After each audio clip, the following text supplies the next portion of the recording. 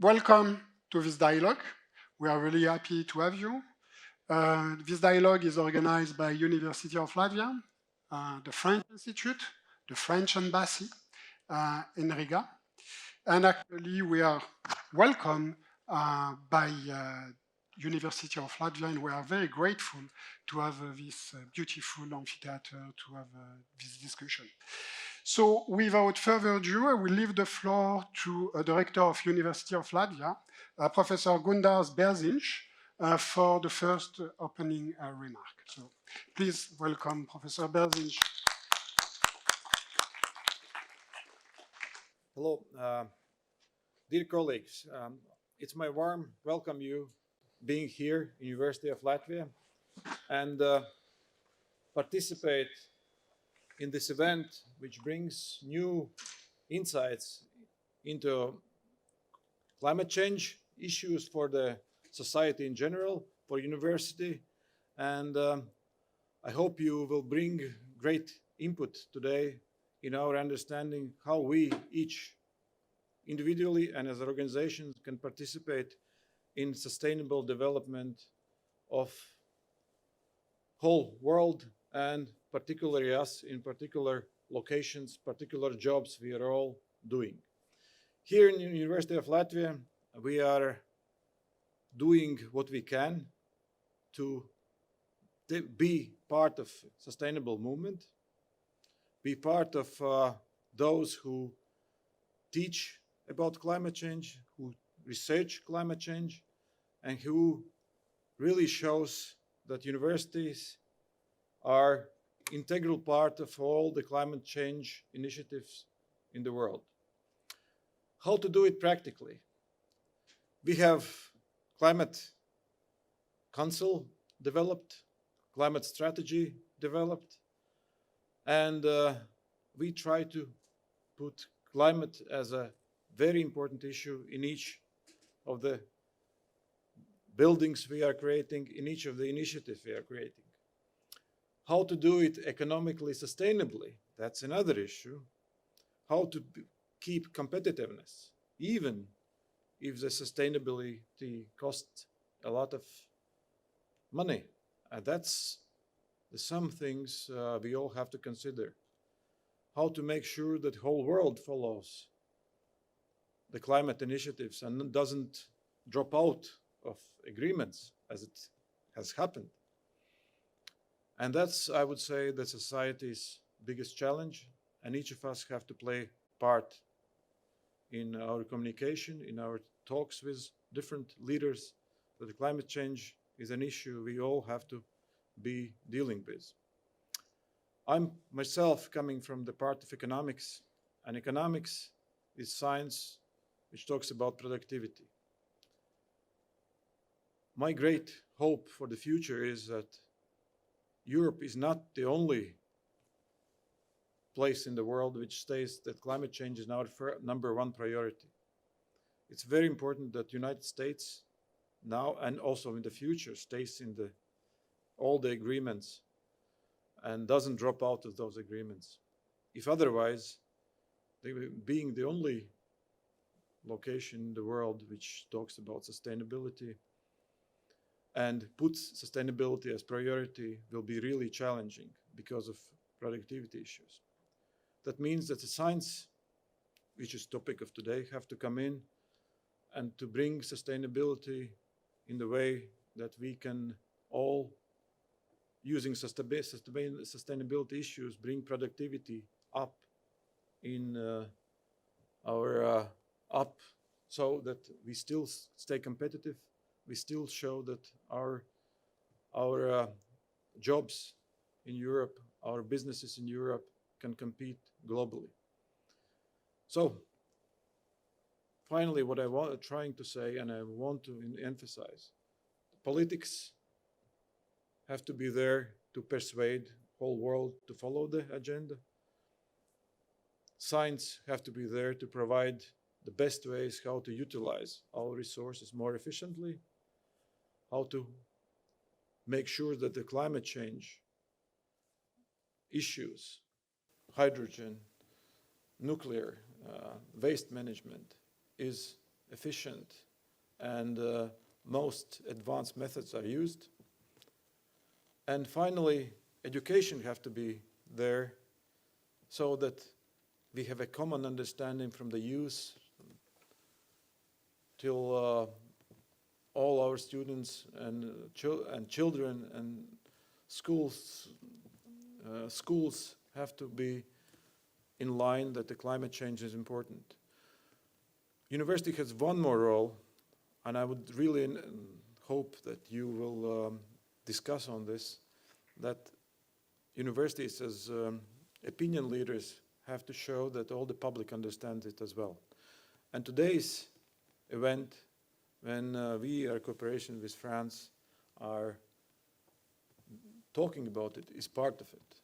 So please spread the message, please talk about it, and keep us in this loop, how we all can participate and give the best we can to the subject of climate change. And thank you very much for coming here and use this beautiful room, beautiful building as a place where the best ideas, best challenges are addressed, and we can move forward as more productive and more knowledgeable society. Thank you very much.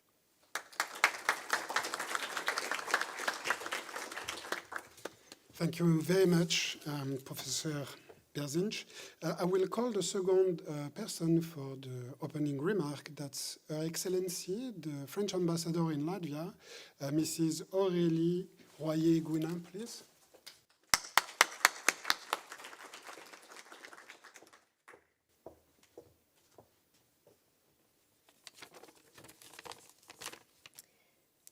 Mr. Rector, honorable guests, dear public, and distinguished panelists, I would like to convey today just 3 messages briefly. And you know that when someone says it's going to be brief, it's usually a bad sign. But I will try to be brief. What I wanted to convey to you today is that first, we have a strong political commitment. Mr. Rector was just saying how important it is, and we believe it's important for us in France. We take it seriously, and I will give you some examples in a second. The second important point is that this dialogue, Franco-Latvian dialogue, happens for a reason. It's because climate change and sustainability are really at the heart of our bilateral cooperation. It's one of the major priorities, it's one of the success stories, and we are very proud about it. It's happens in the fields of research, innovation, but also business, education, culture. It's also something we take very seriously. And the third message is that the main axis of our bilateral cooperation is really scientific cooperation. A priority, it's also written as a priority in the strategic plan that we have signed during the last visit of our president in September 2020. So it's also something that is very much carried at the political level. So a word on the French strategy on climate. You may wonder if there is a French touch also in climate issues. Yes, there is. We tried to have a vision combining science, climate efficiency and sovereignty, job creation, prosperity in all the regions, and also social justice has to be in the picture.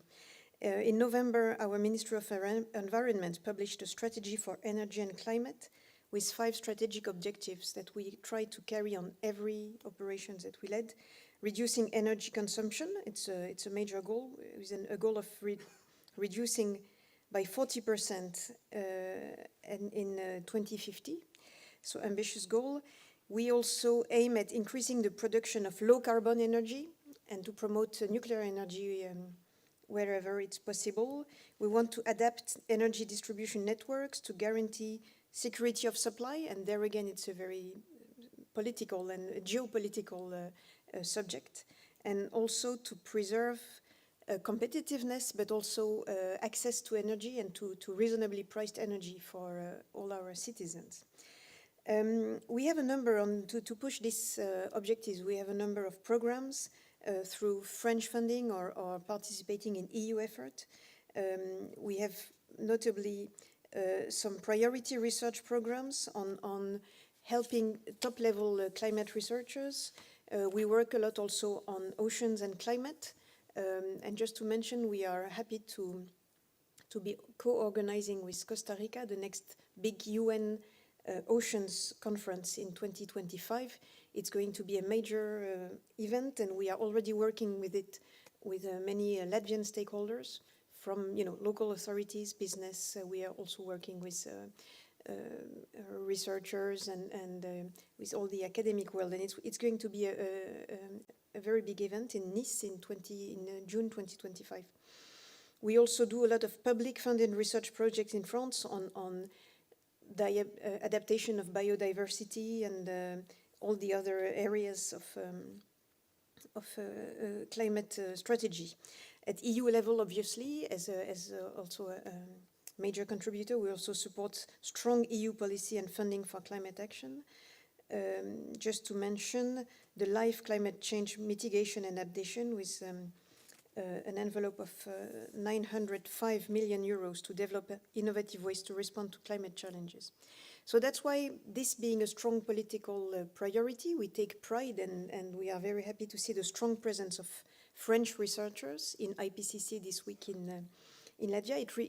It reflects somehow the French commitment and the French excellence in this area. So we are happy to see that 320 French researchers took part in the latest IPCC report, along with 100 authors, among which 2 of our panelists.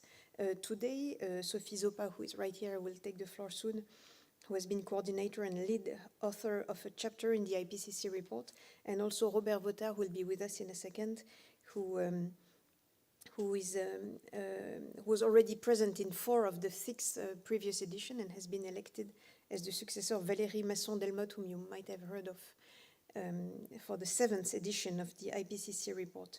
So it's a matter of great pride for us to see that not only do we help excellence in climate research, but we see the results in having a very high-level scientists working on it.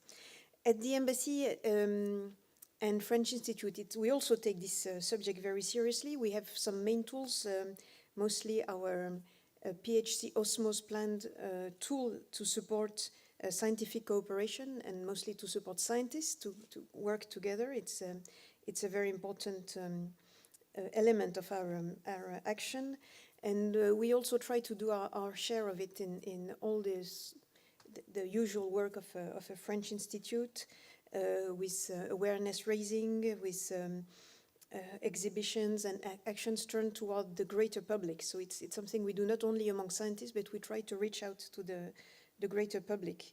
You might want to see at the French Institute Mediathèque at the moment an exhibition on energy that's based on the famous French comics, French bande dessinée, I wouldn't know, cartoon, let's say, called Le Monde d'Après, the world of thereafter.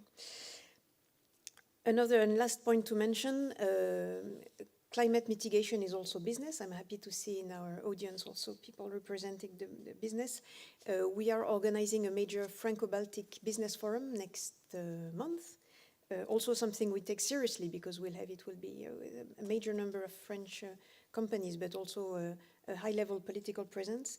And we have very naturally decided that one of the main subjects of this business forum will be on energy, because that's the major challenge we have to face and to find solutions immediately. So we'll have a specific panel energy with a very much also focus on hydrogen.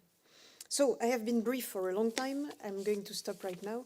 And just to say that we are taking this subject very seriously, making it a real priority, streamlined in all the action of the Embassy and the French Institute. And that's why we are grateful not only to our panelists, but also to you, dear audience, to join us today. Thank you.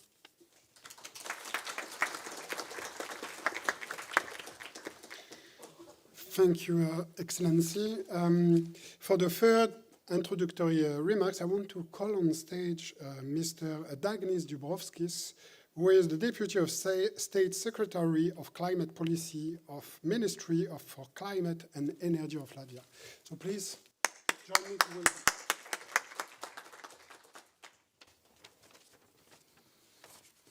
Mr. Rector, Miss Ambassador, ladies and gentlemen, it's my pleasure to be a part of the dialogue of the discussed solutions and best practices for climate change mitigation and adaptation. The French author Antoine de Saint-Exupéry, who wrote the world's famous work, The Little Prince, says, "If you go straight all the time, you won't get anywhere." The same is for climate change mitigation and adaptation. This is a challenge for all of us, and the road will be bumpy with a lot of turns. Latvia has committed to the Green Deal, as have other EU countries, by achieving climate neutrality in 2050. Latvia is moving towards a sustainable economy. Globally, climate-friendly economic policies are based on promoting a sustainable economy where investments are directed towards climate-friendly business. In Latvia, we are currently working on two key documents: the National Energy and Climate Plan and the Climate Law. We are now almost at the final stage of developing and updating the legal framework for Latvian climate policy. Its aim is to limit climate change and negative consequences in Latvia. We are working with modelers to evaluate additional measures on the contribution to reduce emissions. Many thanks to the Embassy of France, the French Institute in Latvia, and the University of Latvia for having this discussion with high-level representatives. I wish you a good success during the conference. Thank you very much.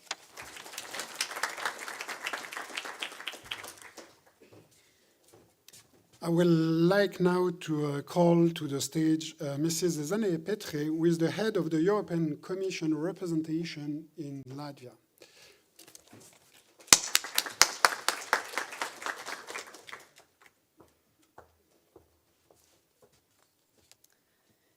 Dear Ambassador, dear participants, it is indeed also my honor to be here at today's discussion. And I think indeed sustainability and climate change is very topical in our days. Let me briefly go back and look at the EU level. Here again, if we look just a few years ago, I think climate change was considered to be one of the major issues, one of the major problems to be addressed. Then, of course, Europe was faced with a number of different challenges, but nevertheless, the deepening climate crisis is and will be on the top of EU agenda. And we have seen the extreme weather conditions, we have seen the extreme forest fires and flooding, and many other problems all across Europe in different countries, and it does shape also our policy. And I think science has been clear that the only way to tackle climate change is to reduce the greenhouse gas emissions, and this is also why the EU leaders agreed on the EU climate law. And further on, the European Green Deal, which is a roadmap to tackle climate, environmental and biodiversity crisis. And this all requires a very holistic and cross-sectoral approach. And really, we have to look at climate, we have to look at environment, we have to look at agriculture, industry, transport, you name it. So we have to address a lot of different aspects that are all interlinked. And I would say that the EU has been doing a lot over the last years, and it has set concrete targets for 2030, respectively, to reduce the greenhouse gas emissions by 55%, and now we are already looking at 2040 and already looking at the targets we have to reach by 2040. But of course, now we are in a year of elections, and we have to wait for the next parliament, for the next commission to take the work forward.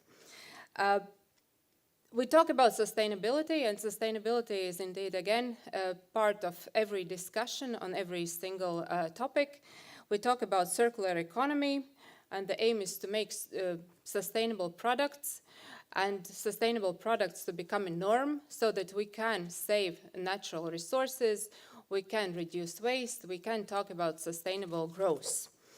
And indeed, in all this, we also have to talk about EU's competitiveness, because in this transition, we have to make sure that also Europe stays competitive. And we need to develop clean technologies. And I think in this, but also in all of the other issues, the cooperation with the universities is of utmost importance.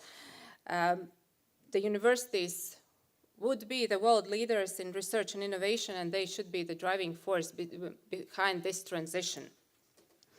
I do believe that most of the Europeans still believe that climate change is one of the most topical issues for but also for the next generations.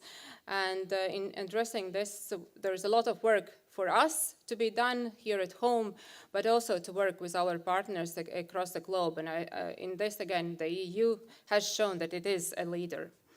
So I think you have up front very interesting discussions and fantastic panelists. So thank you very much and have an interesting event.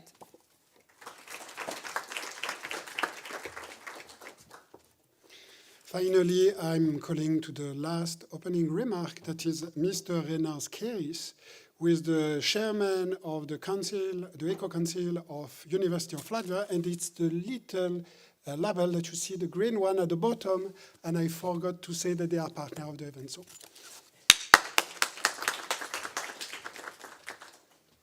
Hi, Your Excellency, dear prominent guests and speakers. I'm really honored to say the last remarks. Sometimes I feel like they're the most important, since everyone is really excited to move on to the panelists. Nonetheless, on a more important note, I would like to firstly acknowledge the progress that has been made by the European Union, especially France in leading with example. And by a lot of examples and ideas and ways to move forward on the Green Deal, this is also a question that has been prominent for the University of Latvia. The Eco Council is just a small part of how we can change our organizations, how we can structurally implement changes, policy changes, strategical viewpoints into an existing. And I would like to say that sometimes, especially universities, are not really flexible and not really open to a huge change in the way that they work. Let this be the statement and a promise that we are willing to do so. We are willing to work also on national issues. We are willing to work with students.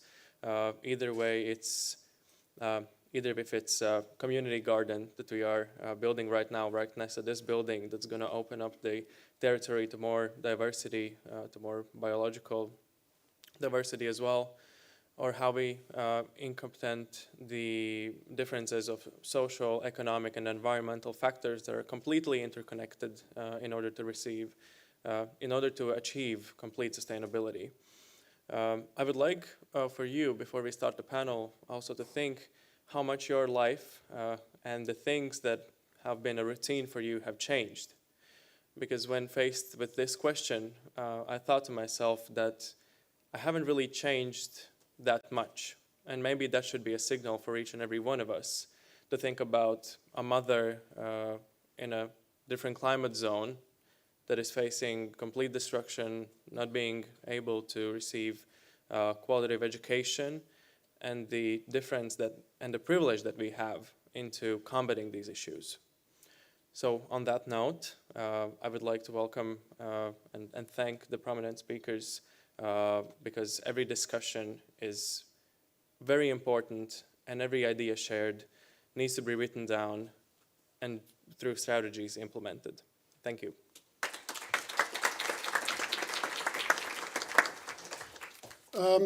Time is now to move to the main, the keynote speech of Sophie Zopa, with actually an atmospheric chemist at the IPCC, and she's working at the Laboratory of Sciences of Climate and Environment. Because even if we know about climate change, it's always good to start any discussion with facts and science-based evidence.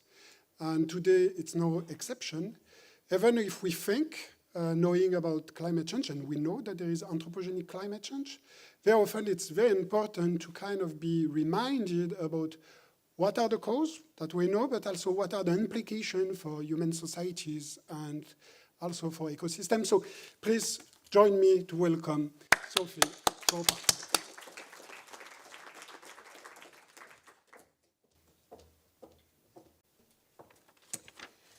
Thank you. Good afternoon, everyone. So first, I would like to thank the French Embassy and the University of Latvia for organizing this dialogue. It gives me the opportunity to summarize the key elements resulting from the 6th assessment cycle of the IPCC, which ended last year. And this assessment is based on more than 80,000 scientific publications, which are carefully assessed to really determine the key elements that can be informing but not prescriptive for the policymakers. And it also gives the most up-to-date overview of what's happening due to the climate change today, what type of future we could face, and also the solution to tackle it. So I know you already know this slide. So the huge amount of data collected by the scientists all over the world are really clear and show that the climate change is already affecting every inhabited region across the globe. So first, it increased the frequency and the intensity of some extreme meteorological events. As you can see, the heat waves, the heavy precipitation, the drought, some very intense tropical storm, but it also led to widespread and rapid changes in all the components of the climate system. So in the atmosphere, it changed not only the surface temperature, but it also led to modification of global circulation and increase of water vapor in the atmosphere. It led to melting of cryosphere with generalized melting of glacier, but also thawing of permafrost.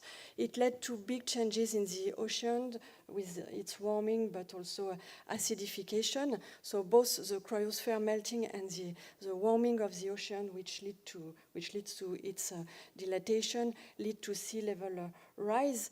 And we also see from space some very big change in the biosphere. For example, greening at high latitude of the biosphere, which is not only due to climate change, but climate change with the CO2 increase also play a role.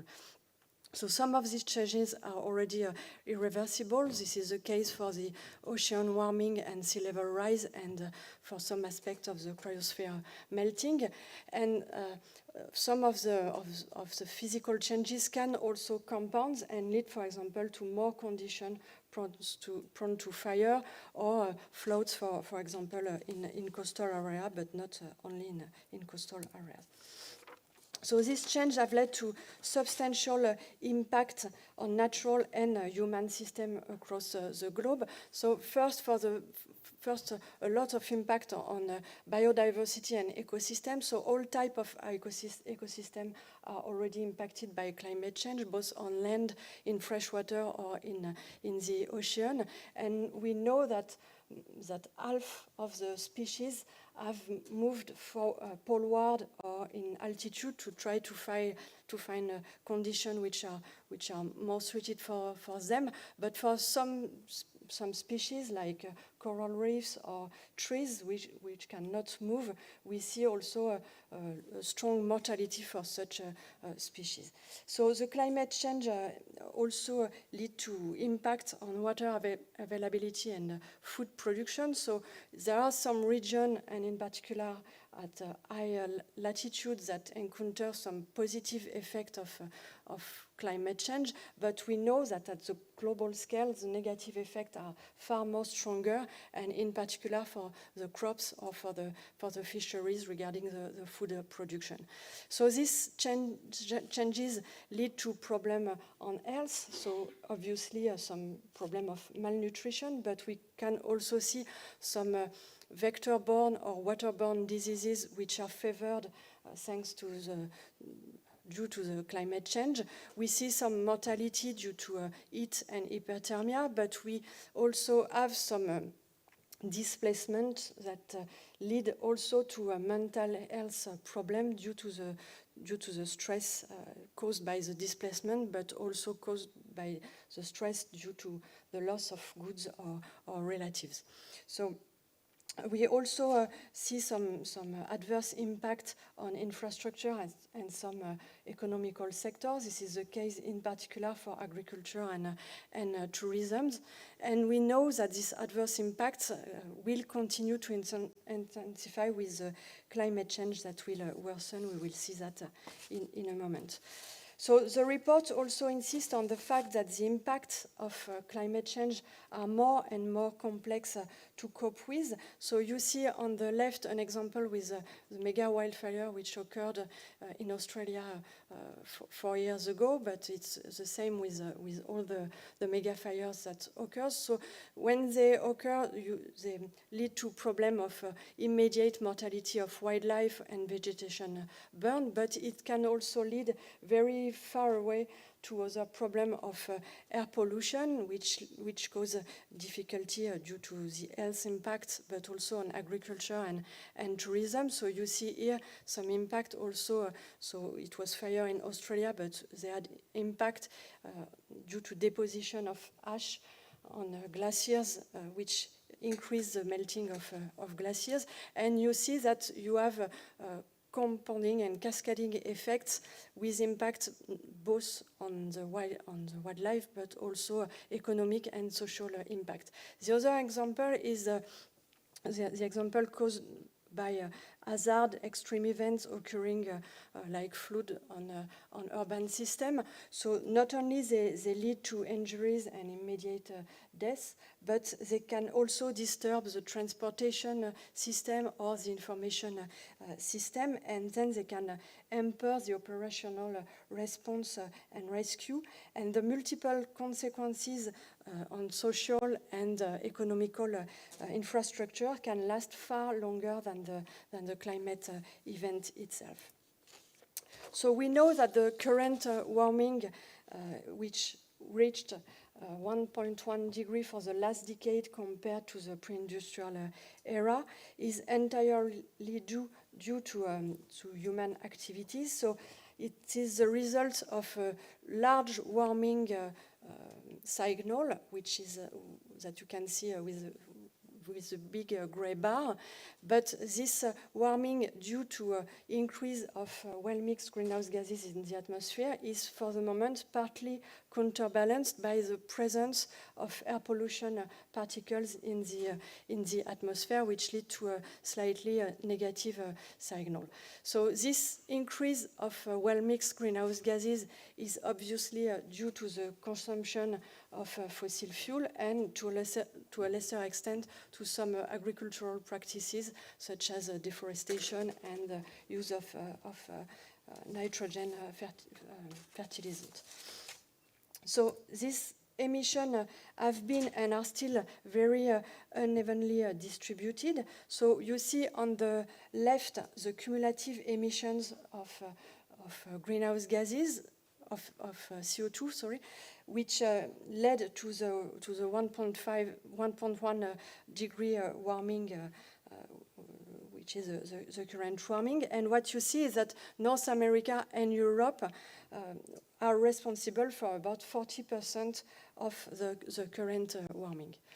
On your right, you can see the per capita emissions, and it shows a large difference between regions. So emission per capita in Europe is around the mean, But you can see, for example, that the emission per capita in North America is more than twice higher than the emission per capita in Europe. And you see that there is a factor of 6 between the highest emitters as average over a larger region and the lowest emitters. So actually what we say in the synthesis report is the fact that 10% of the households with the highest per capita emissions represent 40% of the global consumption-based emission, whereas half of the world population contribute to less than 50% to this emission.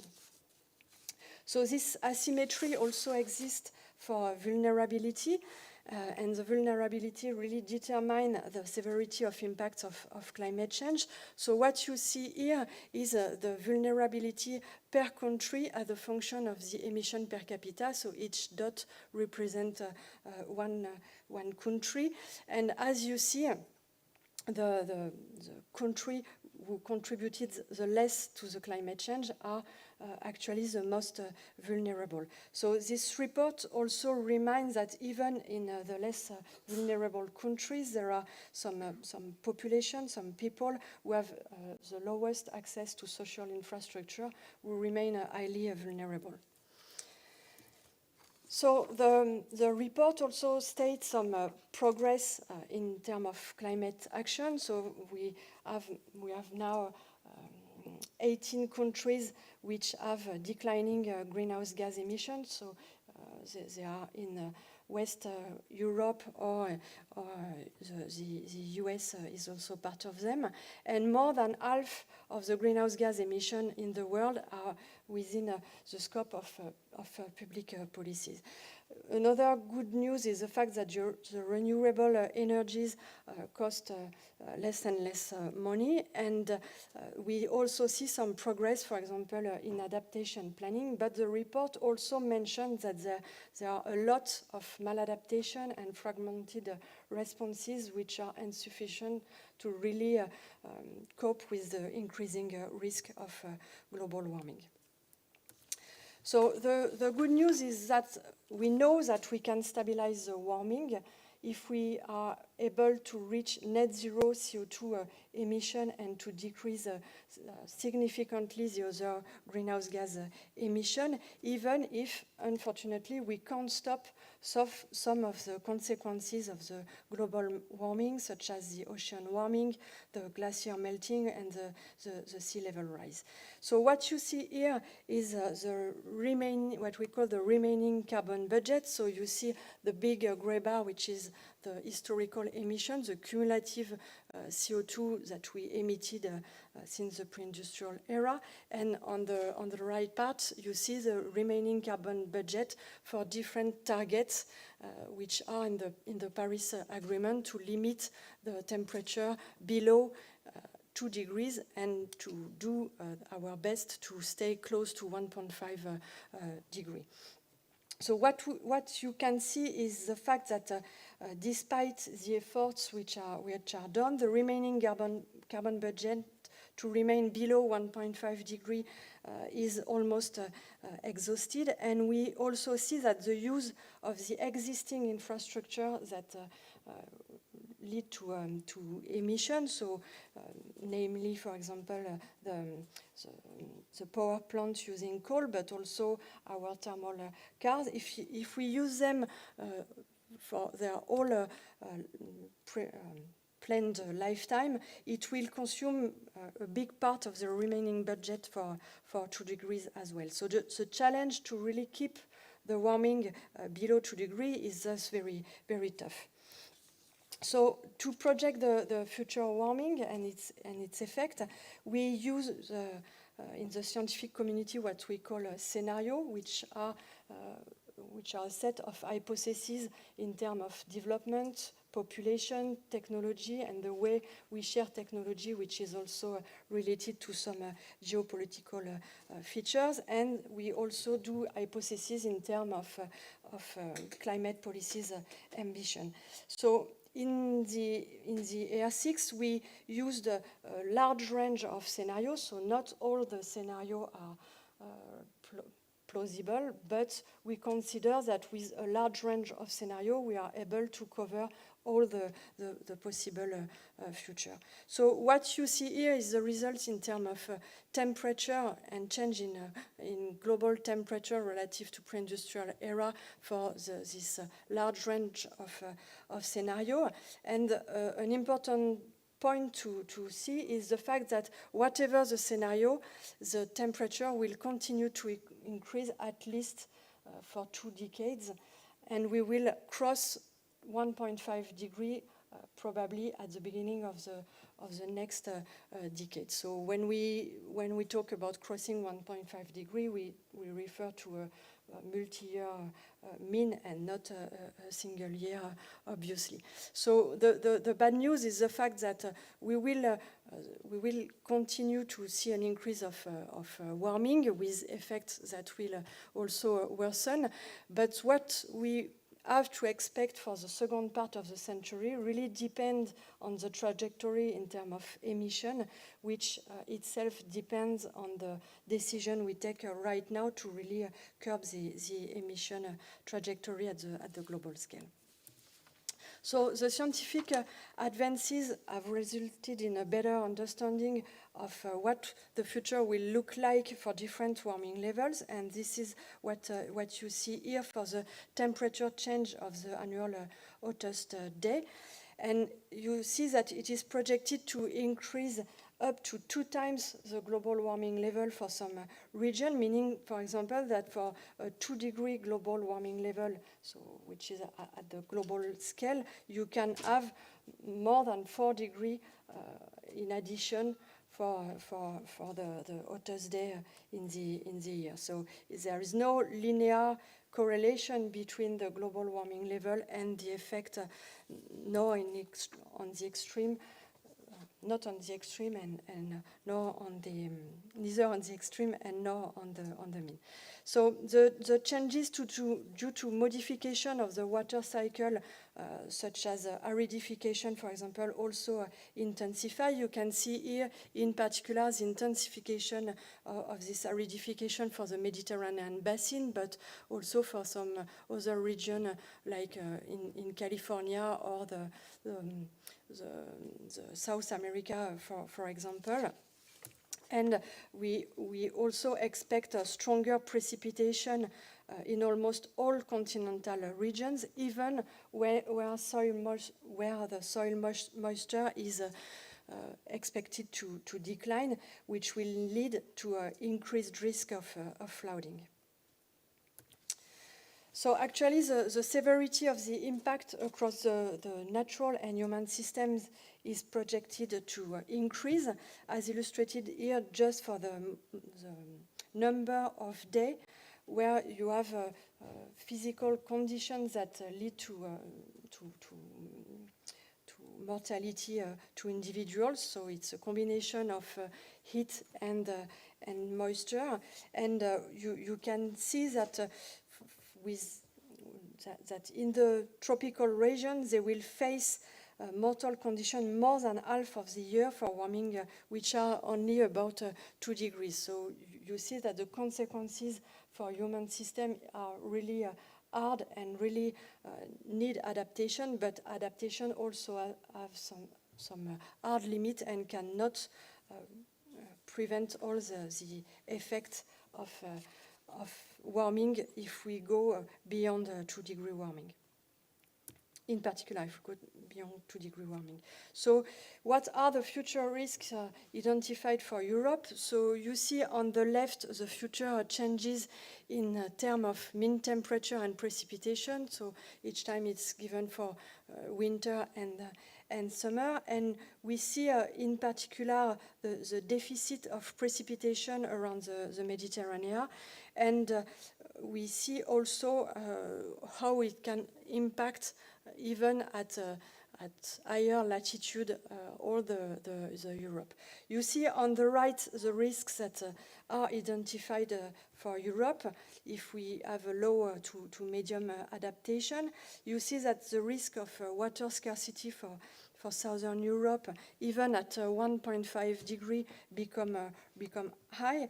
And also the risk of coastal and river flooding are high at 2 degree warming, which partly explain the fact that one of the main risks for Europe is the risk of loss of cultural heritage and long-living infrastructure, because we have a lot of our heritage which are on coastal area or near rivers.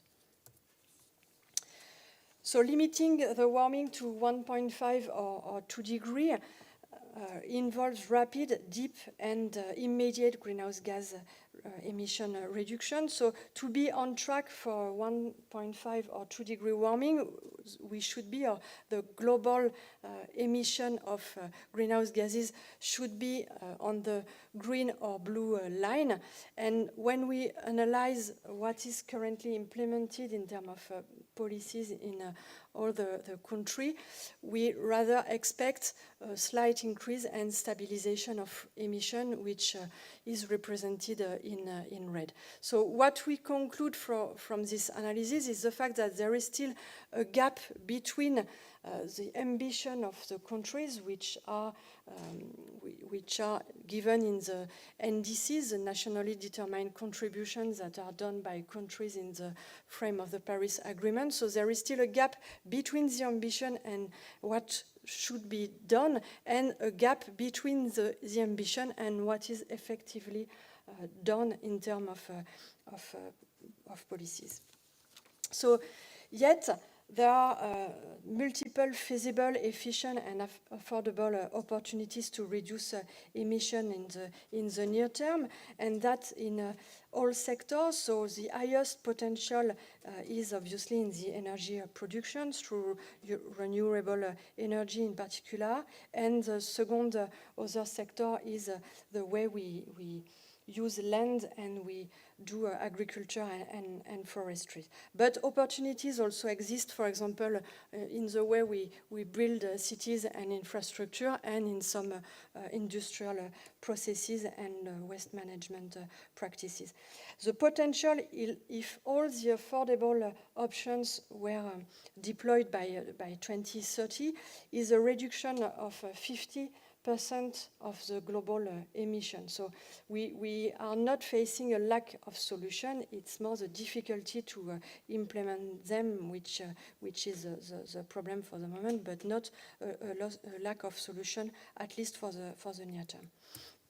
There are also adaptation options which are assessed by the IPCC. So when the IPCC do assessment, they assess the efficiency, but also the barriers to implement the various options and the difficulty that can face the government in particular to implement them.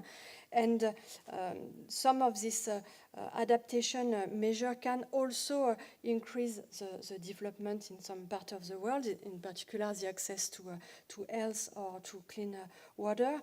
The report also insists on the need for long-term planification to avoid maladaptation. And another aspect is the fact that the solutions are really territory dependent to make sure that we deploy the most relevant and efficient solution for each territory. So the option not only rely on technologies, but also the way we use the energy, the food, and the products. And the report also highlights a large potential by acting on the demand. So it's not the efforts that can be done by individuals, but it's really something which has to be stimulated by public policies to really change the way we consume. But as you see in green, there is a very, very large potential, and there is a need, since we will increase the electricity demand through electrification, to really manage the demand to avoid to consume too much energy. So many of these actions also have co-benefits, and in particular for health, because by reducing combustion, we improve air quality, but also by having active mobility and healthy diets, we obviously have a lot of health benefits, which are immediate, even if the decrease of CO2 will not lead to immediate stabilization of climate. So to favor the climate resilient development pathways, all the decisions have to systematically consider the warming climate to make sure that we avoid to lock in new emission or vulnerability in the future. And barriers to such a decision, as well as the enabling condition, are discussed. So here for the governance, but in the report for all the proposed options, there is a discussion of the barriers, either individual or institutional or geophysical barriers, and the difficulty to implement them, or the risk associated to each decision.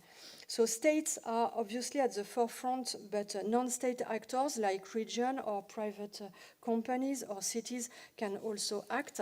And that's why this week in Riga there is an IPCC meeting to decide of the content of the next special report, which will be dedicated to cities and climate change, because the global warming effects are exacerbated in cities.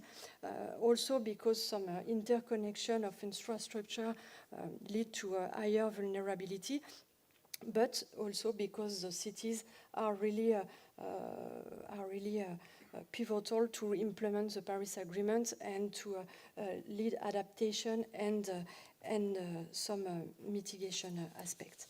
So to conclude, the adverse impact of climate change will continue to intensify, but the experience, the weather, the future generation and current generation will face, and in particular in the second half of this century, really depend on the decisions which are taken right now in this decade. Thank you.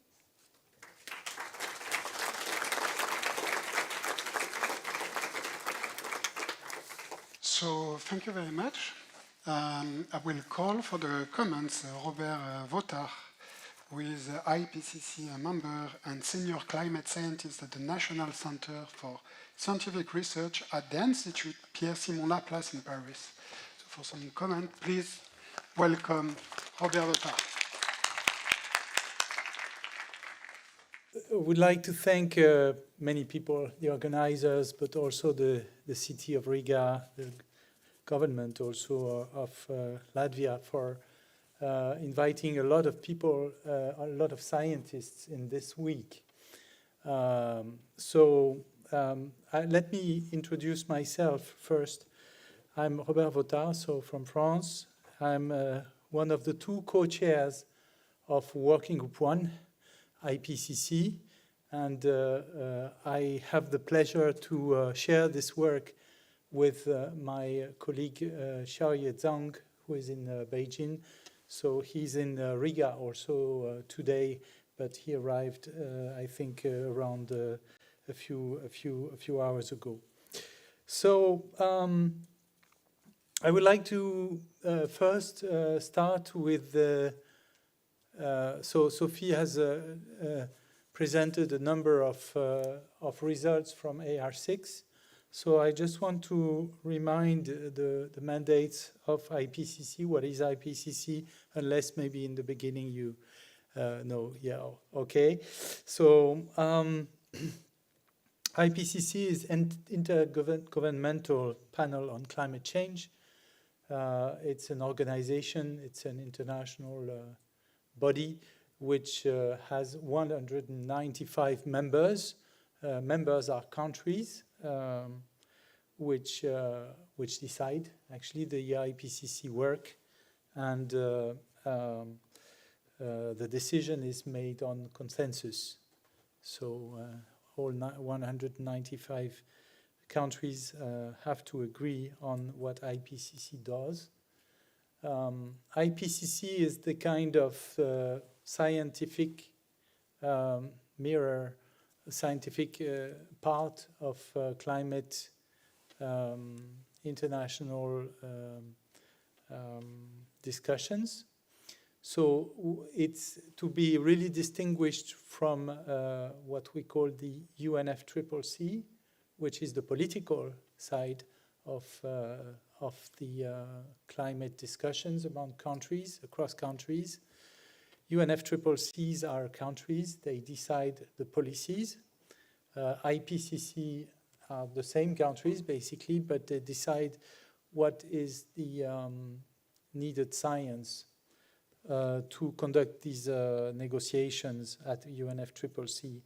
So it's really important. IPCC has started in 1988. It produces reports, scientific reports, which are a synthesis of the existing literature. IPCC does not produce research by itself. It uses already existing research, and it synthesizes this research to make it understandable, hopefully, for governments, but also for many other stakeholders. So why IPCC is so special? It is because the reports they are not any reports. You can see there are many international reports here and there, but IPCC reports are agreed both by scientists and by governments. It's extremely important because climate change is a global problem, and to solve this problem or to limit its effects, we need agreement among all participants, all countries. So to have an agreement among all countries, we need a scientific text that is agreed by all parties, so that when negotiation time comes, countries will not come with their own specialists, with their own interest. Otherwise, this would not converge. So there is a single text for all countries, and it's approved. It's long. It takes years to get this text. It's reviewed in cycles, and it's reviewed by scientists. It's reviewed by governments, and the summary for policymakers is approved both by scientists and governments. It doesn't mean that governments are dictating what the context of these reports is. It's the scientists have the final say, but the wording that would suit more the local context is important, and so that is why we have this text which is kind of universal. So the method to get a special report, to get an IPCC report, is always the same. We use the available literature and what we call multiple lines of evidence. We never rely on a single study. IPCC is kind of above single individuals and above single studies. So it's important to have multiple lines of evidence to have a statement in the IPCC report. And sometimes we do have only a few studies, or data are short, and maybe studies are missing in this or that area. And then in this case, we can have a statement, but it has a low confidence. So there's a confidence level which is given for each statement. If you look at the summary for policymakers of any report, there will be a statement on uncertainty which takes into account the evidence and the agreement across studies or across models or across data. So this is discussed among authors and agreed at the end. So the IPCC does working group reports. So that's historical from the start. It has three working groups, working group 1, 2, 3, and the task force for inventories. So the working groups are basically, working group 1, for instance, is the physical science basis for IPCC. Working group 2 works on, so physical science is the evidence of climate change in oceans, land, atmosphere, cryosphere, and basically the Earth system and its interaction and their interactions. The cycles like the carbon cycle or the water cycle. And working group 2 is looking at vulnerability and impacts and adaptation. Working group 3 is looking at mitigation, so that's the potential ways of reducing greenhouse gas emissions. So these are the working group reports, and we also have special reports which are topical, which are topics oriented. For instance, in this cycle, we will have a special report on climate change and cities. I will talk a bit more about that. But let me first say that the Bureau, that is the elected members of the IPCC. At the moment, we do not have any author of IPCC for the 7th cycle. The 7th cycle started in July last year, and we are only elected members, the chair, vice chairs, co-chairs, task force for inventories, vice chairs, working group vice chairs, etc. And technical support units, which we are preparing this cycle heavily at this time. So the 7th cycle will undertake major products, such as the special report on the climate change and cities, which is due by early 2027, which means that if you are a scientist and you want to publish your work and you want it to be taken into account for the special report on cities, that basically the publication must be done before 6 months before, so about September 2026. We have the working group reports. The schedule is still to be determined, but each working group report should be in year 2028.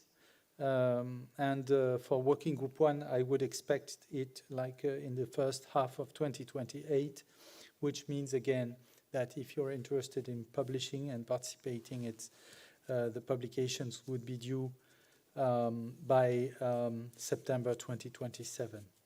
There is a revision of the 1994 technical guidelines on adaptation. So this is a very important set of technical guidelines, because adaptation takes more and more space at the moment, because the effects of extreme events is so important and so visible now. There are two important methodology reports which are led by the Task Force on Inventory. One on short-lived climate forces. So basically, short-lived climate forces are everything that is not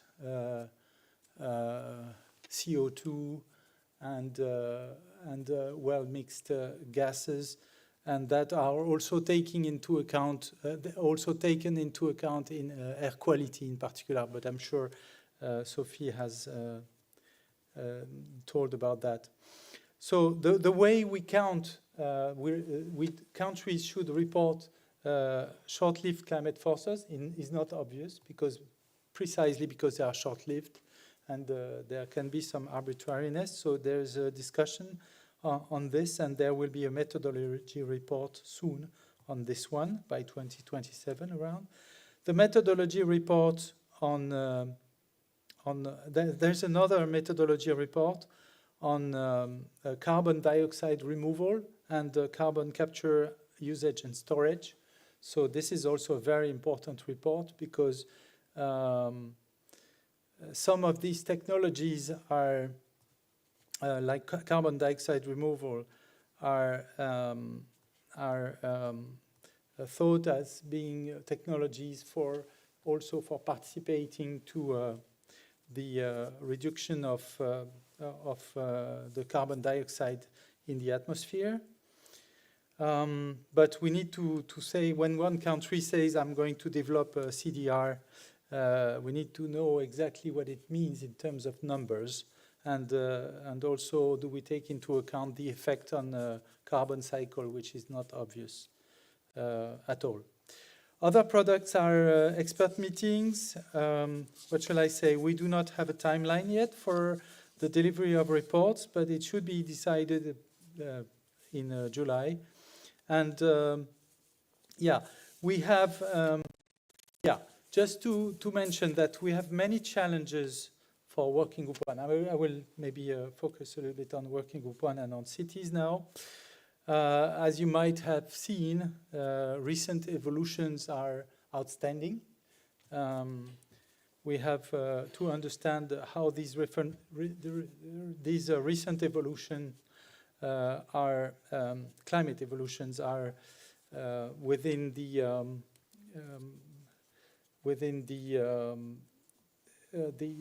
sequence of evolution so far. And how models do represent these evolutions globally and regionally. So there's a lot of literature coming out at the moment, so we will have food for thoughts. Urgent risk assessment for the near term is also extremely important. We see every year now very large-scale events like the fires in Canada, like the outstanding floods in East Africa. And we need to have an assessment of what's coming next, unfortunately, in the very near term. Physical limitations in scenarios. It's very important to understand that these scenarios, these pathways for the future, do not yet include all the feedbacks from the climate system itself. That is, for instance, the feedbacks from the forests is still very difficult to assess. We also have many topics about scenarios and things. So just to focus on cities, because this week, as Sophie was saying, we will scope the climate change and cities report. The scoping meeting is designed to build an outline, to propose an outline. Sophie said to decide an outline, but no, it will be a proposition of an outline for the panel members to decide. And it will be very special because it bears a number of hopes to bring science not only to country-level decision makers, but also to local authorities and citizens. So it must be a bit more solution-oriented and practical. There is an aspiration for a solution-oriented text with a content that can be used in cities all around the world, whatever the characteristics or their growth stage. In the previous cycles, we do not start from nowhere. Cities. In the previous cycle, Working Group 1 has assessed the effect of cities and urbanization on the regional climate, and that it leads to amplified warming in cities and changes in precipitation patterns. And urban areas also have specific climate risks and extremes, such as pluvial flooding due to heavy rainfall compounding with artificial soils, as well as increased heat due to the so-called urban heat island effect. So there are very specific phenomena to cities that we now need to assess. And also, what we must say is that Working Group 1 will contribute strongly. The physical science has considerably progressed for cities in the latest decade. Observation, monitoring of carbon dioxide and other compounds, air quality and water quality have drastically progressed. The models have, outstandingly progressed. Now they are reaching a result not only on the physical processes, but also on the resolution. We now have models that resolve not the streets, but at kilometric scale that can represent climate.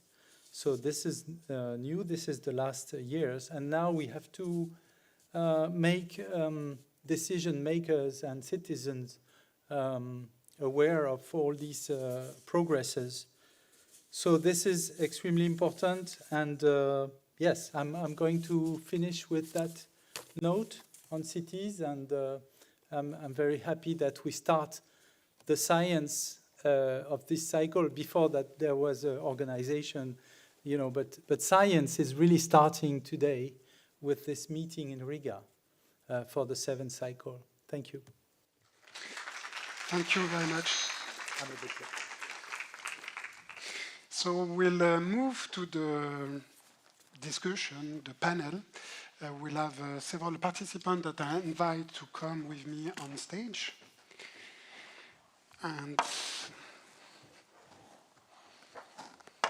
thank you very much. Yeah, and I have a gift for you. Oh, thank you. A book that is supposed to be out tomorrow about geoengineering. Oh, okay. That I So wrote. we need that. Yeah. Thank you very much. Again. So, Sophie, yeah? No, because I think you have to go very soon, right? Yeah. So it's probably better if you, yeah. So there will be Laura Trevane also coming. That will be Yann Françoise coming also on stage, please. Yanis Brisga, Vineta Klenberga, Larissa Maskova. So the objective to this panel is really to continue having this discussion about climate change. What is really important is the science, to have the basis and the evidence for those discussions, but it's even more important to carry on this discussion in the society. And we are very pleased, the organizers, to have, for this discussion that will last something like maybe 1 hour, people coming from various domains, from the university, from the NGO, from the private sector, from the municipality. And the discussion will aim at a little bit unfolding or having some clues about the climate solution, namely mitigation and adaptation when it's coming to climate change. So the structure will be the following. Each participant will have something like 5 minutes to a little bit give what could be their solution, what they have been doing. And after that, that will be followed by a discussion with you, with the public. So I really give you the advice, or if you can think about questions that you would like to ask to anyone that is on the panel, don't hesitate. There will be a microphone that will be going around in the room after the last presentation. So we'll follow the order, and we'll start with Yann Françoise, who is Deputy Head of Climate and Ecological Transition Directorate. Yeah. He's working for the city municipality of Paris, right? Head of the climate department. Good afternoon. Thank you for the invitation. Thank you to the French Institute, the French Embassy, and the University of Latvia. It's a great honor to be here. And congratulations for gathering so many different stakeholders. It's very important to act and to try to tackle climate change. And you can see that at the scale of a city, it's important to gather everyone to find the solution together. It's one of the main ideas of these topics, is how at the scale of the city we can try to tackle climate change issue, to mitigate, to adapt, and of course to take care of social inequity created by climate change issues. And you have seen on this slide that the city of Paris has begun to try to tackle climate change by 2007, so quite now more than 15 years, 20 years. And we have now adopted in last December the 4th Climate Action Plan of the City of Paris. And we show you in 5 minutes. Some examples, not all the details, because in the last climate action plan there is 500 measures to try to tackle climate change. But as it was said, one of our goals is to be carbon neutral by 2050, to respect and to achieve Paris Agreement. We have the same name, so we have a kind of responsibility. And here is a carbon neutrality pathway adopted by the City Council in 2018. And good news, for the moment, we are on the good way. We reduced by 35% the GHG emission at the city scales. It's a good pathway, but we have a huge goal just close to us in 2030. And if we don't work together with all the stakeholders, it's impossible to achieve. And you can understand better if you have a look at the figures of the carbon footprint of the city of Paris. We take account all the GHG emissions generated by the city of Paris, all the activities, all the Parisians. My flight for coming here in Riga is a 4.2 for the year 2021, if you take the same for 2024. And you can see a fourth of the GHG emissions is locally. 3 or 4 are outside. But you can see also by your private decisions as company or as citizen of the way you dress, of the way you travel, of the way you eat, you can act on the balance. It's why it's very important to show that the solution is citizens, companies, association solutions at the city levels. And it's very important, as I said, Robert and Sophie before, we need science behind that to show the results and to assess the results and to model also the future of what we can do. And if we have a look, some look of the solutions, one of the main goals, very easy mathematical equation to achieve carbon neutrality in the city of Paris. You have to divide by 2 the energy demands and get 100% of renewable energy. On the paper, it's very simple. But to divide by 2 the energy demands requires to retrofit 1 million flats in 30 years. 1 million flats in old city, historical city. That's a new challenge. But it's also wonderful works for companies, for builders, and so on, because it represents a work of 20 billion euros in 30 years. So a huge investment, but with a huge co-benefits on health, as it was said, on economy, on energy poverty, and so on. But you have also to achieve some barriers about architectures, aesthetics, but also the means and the different way of decision. For example, in Paris, when a condominium have no issue about budget, about decisions, you need 6 to 7 years to retrofit your buildings. So we need to go faster 25 times than now. That's the challenge we have collectively to design. And I will talk more about adaptation because it's not a new topic. It's a topic more and more present. And as it was said, we have less and less time. We have less and less money, or public money are rare. So we have to combine any decision, any idea, any money from private or public sector to combine solutions from mitigation, adaptation, and also if we can tackle social inequality. And as everywhere, and it was said, City of Paris, temperature is increasing and increasing, double that as a global, because we are in Northern Europe, so 2.3 from the beginning of the industrial area. Even in newspaper, people talk, so Paris under 50 degrees can be achieved. And so I show you the Eiffel Tower will resist. It never melt. But when we decided to have solution for greening, we talk with first to the citizens, to associations, to neighborhood, what you need. And here on these slides, you have the 2 last program of the mandate of the mayor. The first one on the left and the current one. And we are also in the decade of fostering adaptation solution. Most of the solution in the city of Paris decided by the citizens, and the city council decided to go 10 times faster than before. You can see in the last mandate, we succeeded in planting 17,000 trees. The citizens gave the challenge that for the next mandate, we have to plant 170,000 trees. Currently, we did 68,000 in 4 first years of the mandates. It's a huge challenge in our city where there are free spaces, less and less free spaces. So we have to find that. So to green more the cities, but also to give people more accessible to water. And maybe you have heard, we will host next summer a small game in Paris. But thanks to these small games, there is a program to clean the main river of the city of Paris, the Seine. And this huge program, with a wonderful coordination from the city of Paris, the regional level, the state level, engage everyone to clean the Seine. And normally in 2025, we will open new swimming pool for public, not only for the competition for one day during the next summer. So it's also the idea how we can create together not a waterproof cities, like I was taught when I was engineer, to create waterproof cities, now to create sponge cities, to decrease the risk of storm rainfall, also to decrease the risk of heat urban island in our cities. But we talk a lot about infrastructure, but we do not have to forget some infrastructure, like planting trees, to clean the water need years and years and years.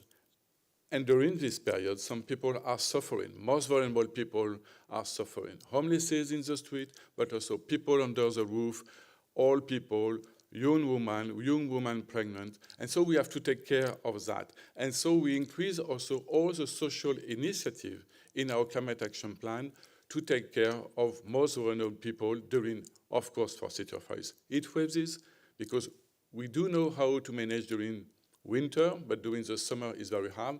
So it's important not only to have technical and grey infrastructure, but also to have social infrastructure. And to conclude, to some example, the Paris Climate Action Plan is existing for the last 20 years, as you can see. But the main important document in city in France is the master plan, urban master plan, that decided of the code of buildings, the different size of building and so on.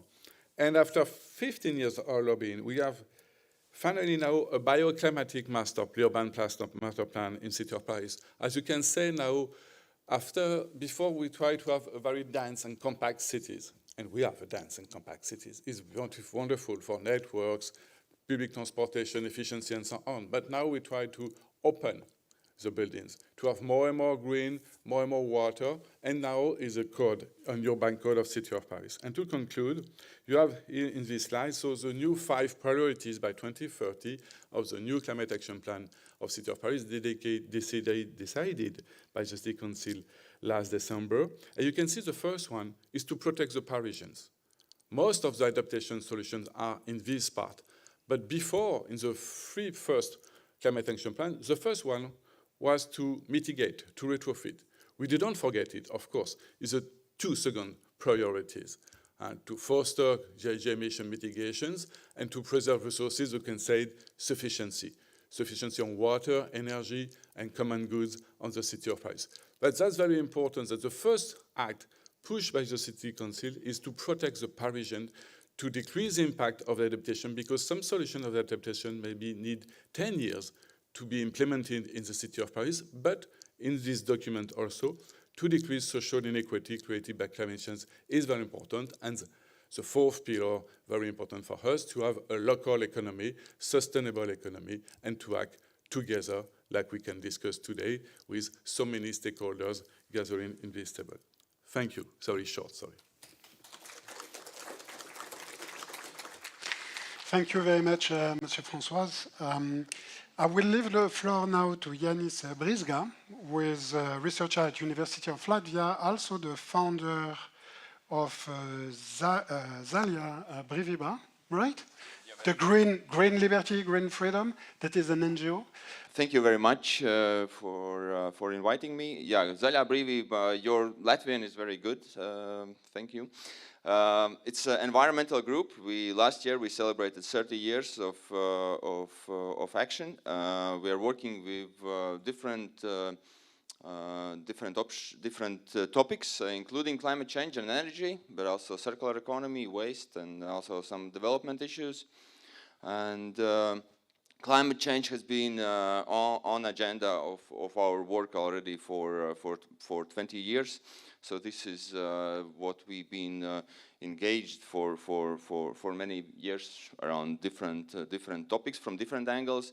We are doing both campaigning and research, and also advocacy work, looking at policy developments, including the National Energy Climate Plan and other policy developments nationally, but also locally. For example, Riga City is also on the same track as Paris on decarbonization. So there's interesting developments on how we can in Riga City reach these goals. For this introductory minutes, I wanted to maybe highlight one aspect which we've been engaged for several years now. We've been involved in several Horizon Europe research projects looking at individuals' role, on lifestyle's role on climate change, which I think is important. In many cases, we see also the politicians, businesses putting this responsibility of dealing with climate change on mitigation on individuals, saying that businesses is waiting for market demand, politicians are waiting for the political demand when these climate actions will be high on agenda, and then they will respond. So we've been working with climate pioneers, with people who have implemented many different lifestyle options, and these lifestyle options are usually related to changes in diet, moving away from, for example, from the animal-based food consumption, changes in housing, what kind of buildings we are living in, building retrofits, also using renewable energy. Now everybody can become a member of energy system. You can become the consumer, not only consuming energy, but also producing. So how ready are we for this kind of change, and also taking up the responsibility of individual, not just be as a passive consumer, which just consumes the energy which is supplied, but also taking active participation in how the energy system is actually shaped and developed. One very big topic is also mobility, where we have to move around to actually get access to different services, and how this mobility is designed and shaped. In most of the many cities, including Riga, we very much depend on private cars use, which we see that that will be something which we'll have to phase out, and how we actually can provide good access to the services by public transport, by better city designs, by moving closer maybe to the services. You know, all these concepts about 15-minute cities and other developments which are coming up. So we've been working with these people who have implemented many of these actions, saying no to flying or using bike as a main means of mobility. And what we can see that there are many negative rebound effects for these people, either on a community level, but also structurally. And some of the structural rebounds are related to time, that many of these actions take actually more time. And everybody of us, we have only 24 hours, so we are very equal on this. Everybody has 24 hours. And then if you face this, if you're going for this green lifestyle options, and you understand that that will take more time of you, so you will have to get this time from somewhere, either from your leisure or from work, or some of your free time will be used for this. I think this is one of the big challenges for future lifestyle changes, trying to deal with these rebound effects. And that's why we need, from my understanding, we need structural changes to many of the challenges we have. We cannot put all the responsibility on the individual. We need the infrastructural changes which help people to make these options easily implemented, We need legal changes, also stimulus for like tax changes, maybe subsidizing some of these lifestyle options, and maybe punishing more climate polluting options. Yeah, this is something which we've been working during the last few years with different people, including also those kind of common people, you know, general public, which are not really trying to implement any climate options. And we can see that there is a big openness from the public to go for these kind of green options. But people are also at the same time seeing that you can always find someone who is not doing something. You know, other countries are not doing enough as they should. Politicians are not taking up responsibility. Then businesses maybe are polluting more than us. So it's very easy to actually to find and blame someone else for many of these options. And this responsibilization, how we actually share the responsibility in society, I think is also very important. That we need this climate leadership, not just from individuals, but also from many different other stakeholders. Thank you. Thank you very much. Yes. That's true, because when you deal with Zalia Breviba doesn't deal only with climate change, but deal also with sustainability, plastic pollution. That's also one of the challenges that Laura Tremane had with Zero Waste Latvia, because I think you started, right? Zero Waste Latvia. Yes. Yeah. So maybe we can continue with you, because you kind of, it's very interesting, Laura Tremane working for the Central Bank, the Bank of Latvia, an expert in sustainability. You have also the second hat, a little bit like Yanis. You started with an NGO, Zero Waste Latvia. So I think to bring, as Monsieur François said, different stakeholders together, motivate them. So what's your experience? Has it been more difficult to motivate people than in the past? Do you have also this feeling that there is the need of structural changes, like Yanis was mentioning? So after that, you can add your comments that you prepared for today, but yeah. Okay, so do you want me to answer the question firstly, or then? We can go with the question firstly, and after that you continue. So yes, what's your experience? Because I have a presentation as well. Yeah. We'll not forget it, don't worry, you will have it. So that's a hard question, actually, because when I started, not 30 years ago as Zaļā Brīvība, but 10 years ago, it was some kind of cosmos thing that you are talking about climate change, versus now, when you talk about climate change and you can feel the tiredness around you, it's like a topic you don't really want to discuss with your family or friends anymore. 10 years ago, it was not the case. Okay, maybe I'm exaggerating, but there's this kind of feeling inside of me, for sure. And 10 years ago, we talked a lot more about lifestyle change, individual actions, and now we are really going into the structural changes and legislation, for sure. Yeah. A little bit the same kind of virage or turn that... Because I think it's obviously due to the fact that we cannot mitigate climate change just by lifestyle choices alone. So legislation, that's the way to go. Support for public policy and things like this.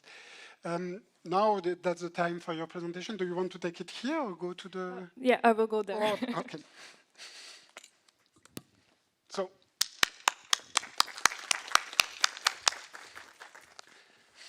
this event is kind of like very scientifically, so I wanted to have a little icebreaker.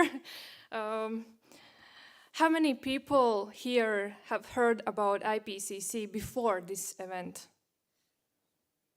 Okay.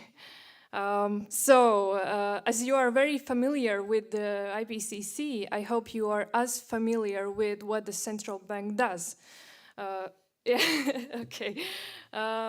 So, as I have only 5 minutes, I understood that it's not very easy for me to explain everything about the central bank and what it does and how it can mitigate and adapt to climate change. So I thought to myself, what should I present? And then I understood that our strategy would be the best on how to explain what we do in terms of sustainability.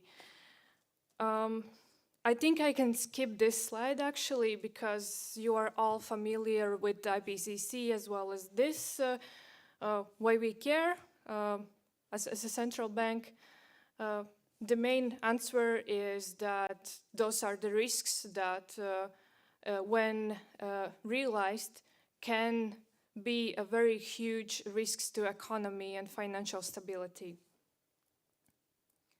Oh, this is the wrong presentation on this computer. Let me see. Yep. Can you help me, please? Sorry for that, technology again. Yep. No, here. But No. maybe the time that I prepare, I have actually another question for you, Yanis. How the kind of the... See? Yep. It's back? Yep. The question will come after there, Yanis. Yep. I'm holding on that. So please, Laura. Write it down. So our sustainability strategy are consisting of several different parts. First of all, it's monetary policy. Basically, it means how we integrate climate change, biodiversity, and environmental issues into the execution of interest rate decisions as well as inflation decisions. Then there's the sustainable financial system, and it's all about the financial stability risks. Again, different kind of environmental and nature risks. Information, we do quite a lot of analysis and research. For example, today we published a research article on paper and polygraphic sector analysis and how it is connected to sustainability in Latvia and Europe. Then there is cash circulation. We have different ongoing projects related to this. For example, Digital Euro project, which can also contribute to the mitigation of climate change, as well as 1 and 2 coins, taking them out of the economy in Latvia. Investment policy, as a central bank, we do investments as well. So we favor those investments that are going into the ESG kind of companies and projects. Social responsibility as a part of ESG, 3 words: environmental, social, and governance factors. We also do quite a lot of this, and we want to be institution which respects each worker and each of my colleague. And institution as well, we do quite a lot of sustainable campaigns, events, seminars, educational activities, and leadership, as Yanis was mentioning, that many institutions should have should be a leader in sustainability, as so we are trying to be. And of course, we are also a part of something bigger, which is NGFS, very popular among bankers, a system of central banks, and other organizations, forums, etc., such as European Central Bank, International Monetary Fund, and so on. Yeah, I think I don't have any time, but I wanted to show you this picture. I think it's like the essence of everything that we are talking about today. Without environment, we don't have a chance to build a good and sustainable society or even economy. So environment is always the #1 priority. Thank you.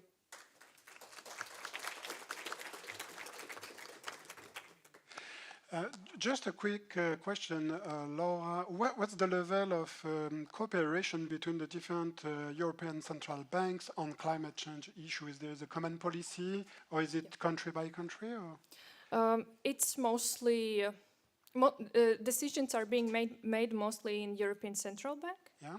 And so we, as a central bank itself in Latvia, are very limited within our mandate. The line to cross the mandate is very thin, so it's very tricky, you know. But in general, we try our best to integrate everything that's going on in academia and NGOs. We try to take it into account and try our best. But in general, yes, European Central Bank is the main decision maker. Okay, thank you very much.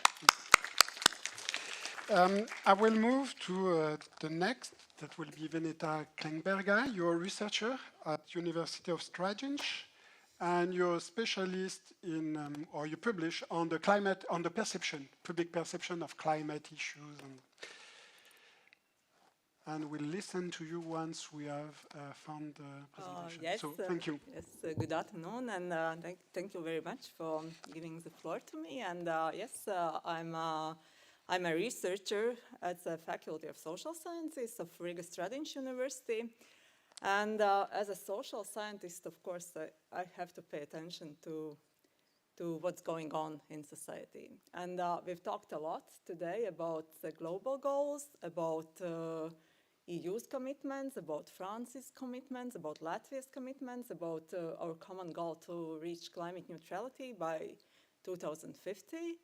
And I completely agree to the panelists, to Laura and Yanis also, who said that it's very important to have the legislative framework in place, to have adequate infrastructure to achieve the climate goals. But at the same time, what I'm saying, and not only me, but our research group at Riga Stradiņš University, we say that it's very important to have society on board. And Yanis touched upon it a bit, but we do a research on climate change communication, on climate change narratives, on climate change perception in Latvia for almost 4 years already. And we see that the awareness of climate change, it's rising, but we are still not there yet. And when Laura mentions that it seems that the people are tired already of talking about climate change, I could probably agree, but maybe the problem is that we are not talking about the issues which are important to us, to Latvia and to Latvians. To the Latvian inhabitants. And I wanted to show you only one data set from our research, which you see here. It's about perceptions of climate change in a way on how people perceive it as a global phenomena, as a Latvian phenomena, or a thing which impacts everyone and a person, a household, etc. And we see that, and these are the data from 2 public opinion surveys, nationally representative public opinion surveys.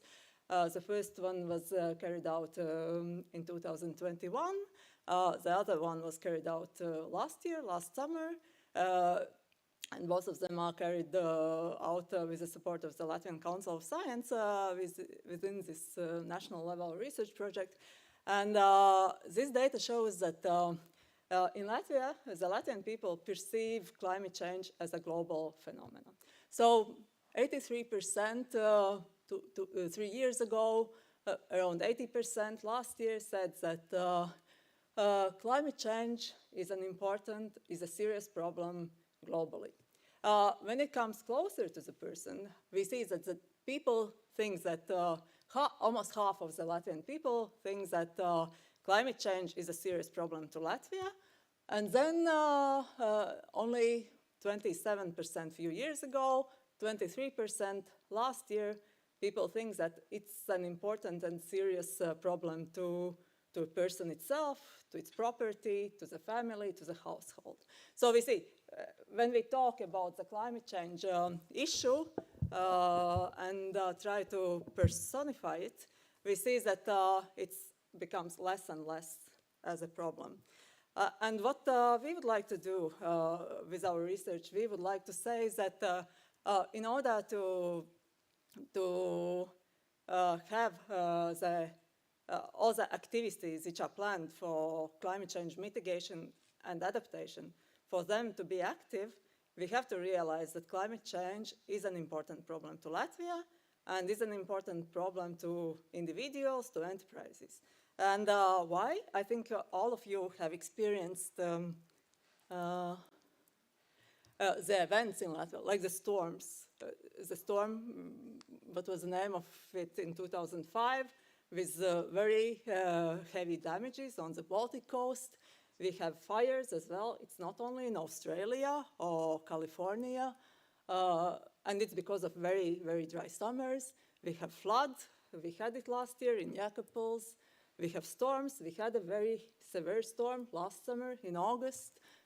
We have drought. We are not able to have enough crops in the end, and we have insects who are eating our forests.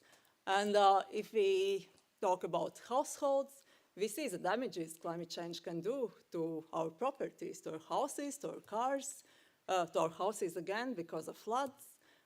We have heavy storms in winters as well, snowfalls, and of course the heating, it causes health problems, different diseases, and of course also the insects are becoming more and more active. And yes, and I will probably stop here. Maybe one more thing, I'm sorry for this slide to be in Latvian. The thing which we have to do in Latvia, we have to talk about climate change as something which is happening in Latvia and which impacts us. And we also have to talk about activities we as individuals can do to mitigate and adapt to climate change. And here is a graph which just shows what kind of activities Latvian inhabitants associate with climate change and what they can do to mitigate climate change. And I can only say that the top one activity in Latvia is sorting of waste, which is perfect, which is very good, but it's not the sector which creates the biggest greenhouse gas emissions. And in Latvia, we know that the biggest greenhouse gas emissions come from transport and agriculture. And if we look at the, for example, to the data about people who are using environmentally friendly alternatives instead of private cars, we see that it's only 22% last year. Okay, it's increasing. It was 17% a few years ago. But it's only 1/5 of the Latvian population is thinking about changing to public transportation, to bicycles, to walking. So these are the activities which can be much more impactful in terms of greenhouse gas emissions. I will stop here. Thank you very much. Thank you very much. And a quick follow-up question, if I may, Vineta, because there what you show, it's things that I've also noticed when teaching climate change at university, is that Latvians, and there was the case also in Denmark when I was teaching in Denmark, they realized, Latvians in general and young generation, that climate change is a problem, but since they live very north in the latitude, I remember this remark in Denmark, someone saying, oh, look, a couple of degrees more in Copenhagen, we'll have better summer and we might actually have a longer time where we can be outdoors. So, but in order to do exactly what you have been doing with those pictures of damages in Latvia due to climate change, what's the next step? So should we change the way, are the Latvian media doing enough in terms of communication? Should they communicate differently? Should programs at university be different when we teach climate change?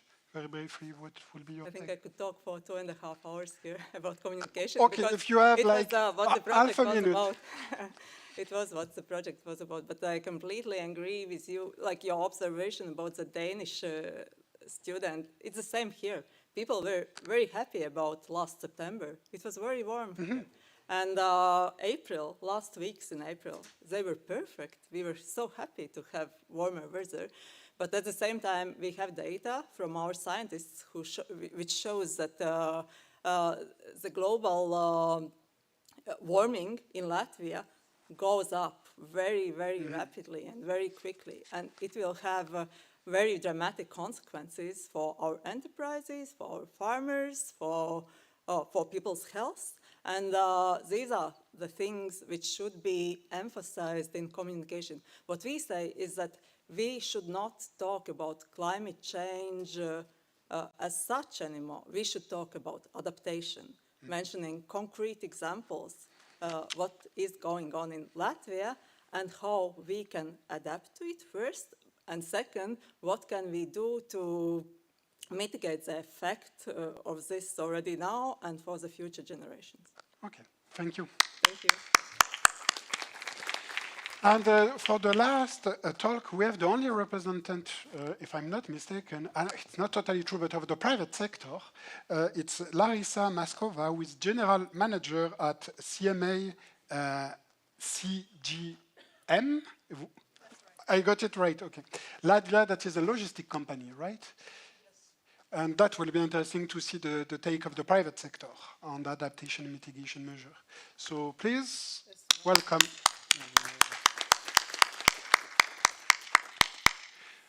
Yes, I'm coming from CMA CGM, and as Vineta said, so transport is contributing quite a lot to the climate change, and so I will most probably need to defend it a bit and show you what we at CMA CGM are doing to tackle this problem. So as you can see, transport industry in general is contributing to something like 24% of the greenhouse gas emissions overall, and shipping, in what we are, let's say, specializing, is contributing to the 3% of this. So CMA CGM is a huge group. So we are number 3 in the world. We are number 2 in Latvia. So I would say every maybe 4th or 5th container that we are receiving and sending in Latvia is done by our line. So nowadays CMA CGM is serving like 420 ports in more than 160 countries all over the world. We have 620 ships. We have, I think nowadays, 7 aircrafts. We do have stakes in 54 or 55 terminals all over the world. And we have staff like 150,000 people all over the world. So you can imagine that's quite a huge company. And why do we think that sustainability and climate change is important to be tackled at our side? Is, well, first of all, because I mentioned the transport is quite a contributor to that, and then we at CMA CGM believe that decarbonization is the heart of our business strategy, and we have set ourselves a target to be carbon neutral by 2050, and this is not only because of let's say the strategy as such, but most probably you know that there is a lot of legislation in terms of emission reduction, and set, for example, by the European Union and also by the International Maritime Organization. So, for example, as from January 1st, 2024, European Union has added transport sector to the emission trading system. It means that we, as a shipping company, need to pay for every ton of CO2 that we are producing. So, of course, this is quite a good motivator for us to move fast, and we are really a pioneer in this field. So we really try to capitalize on the best solutions and be ahead of the whole industry. So there are several milestones set by the International Maritime Organization for the shipping sector, and we at CMA-CGM Group, so we do take these targets as our ambition, and we take them, let's say, at the highest scale. So we committed to decrease our CO2 emissions by 30% by 2030, by 80% by 2040, and be carbon neutral by 2050. So just a quick outlook on how we plan and how we do that. So in fact, there are two ways to meet this ambition. So first is to reduce our energy consumption, and the second is to use the low carbon energies more widely. So how do we reduce the energy consumption? So first of all, this is by enhancing our fleet and our assets by different technical means and by artificial intelligence to make, let's say, the efficiency of the fleet and the assets better. So you can see here in the slide that by 2028 we will be investing like $15 billion in modern vessels, and we will be having 119 vessels that will be able to use the low carbon energies in our fleet. And then our logistic brand, the SIVA, is also investing in the electric trucks, electric vehicles, and our warehouses are also will be using the 100% renewable electricity by 2025. CMA-CGM Air Cargo is also the one to launch the new Airbuses, which Airbus aircrafts, which will be 20% less energy, let's say more energy efficient. If we speak about the, okay, that's a bit more about the technical parts on how we enhance our vessels. I will not go deep in that because that might be a bit specific. But let's say now if we look at the alternative fuels, then CMA-CGM was in fact the pioneer in introducing the LNG-powered vessels, and in fact now we are receiving the series of the absolutely new LNG vessels which will be employed also in the Baltic Sea. So basically I think this week the first vessel, CMA-CGM Mermaid, is coming to the Baltic Sea to be in the service between Baltics and North Europe. And as you can see, LNG is the type of the fuel that is already assisting us to contribute quite significantly to the CO2 emission, but this is not our final step on this road. So next step for us is to use on the same vessels the biogas and e-methane. The next step is also to have the vessels which are able to consume the dual fuel, so they have a specific engine that can consume both the conventional fuel and also the biomethanol and e-methanol. So what is the difference between methane and methanol? So methane is a gas and we liquefy it the same as the natural gas. Methanol is like a spirit, so that's a liquid, and we use it also in the same way as the normal diesel fuel. Also, CMA-CGM is investing quite hard in innovation. So our chairman has established a fuel fund, having invested 1.5 billion euro to support the innovations. So research and development in the stage of sustainability and alternative fuels. So as you can see, for example, in 2023, we have our teams have assessed more than 220 technologies and different energy solutions to assist this transition. This week in Marseille, we're also launching a tangram this is a huge research and innovation and excellence center that will provide not only research and development, but also the trainings to our staff. For example, one of my team members is there today for the artificial intelligence training. And our company has also initiated the New Energies, kind of a coordination society, which includes the 19 major industrial players like different shipping lines, and also maybe the well-known names for you like Amazon, like Carrefour, some other major players in different industries to just support this transition. And maybe just a little outlook also on what is the future of the shipping. So as I've said, so CMA is investing quite a lot in research and development, and here are maybe some keynotes on what's coming next. So we are looking at, for example, sailed assist vessels. So it means that the vessel will be or might potentially be propelled by, not by the fuels, but by the sail. And then already today we are participating in the project of liquid hydrogen propelled vessel, and this is the one called Energy Observer. So in fact this vessel is sailing across the seas already for some time, and so we participate and research what's happening there.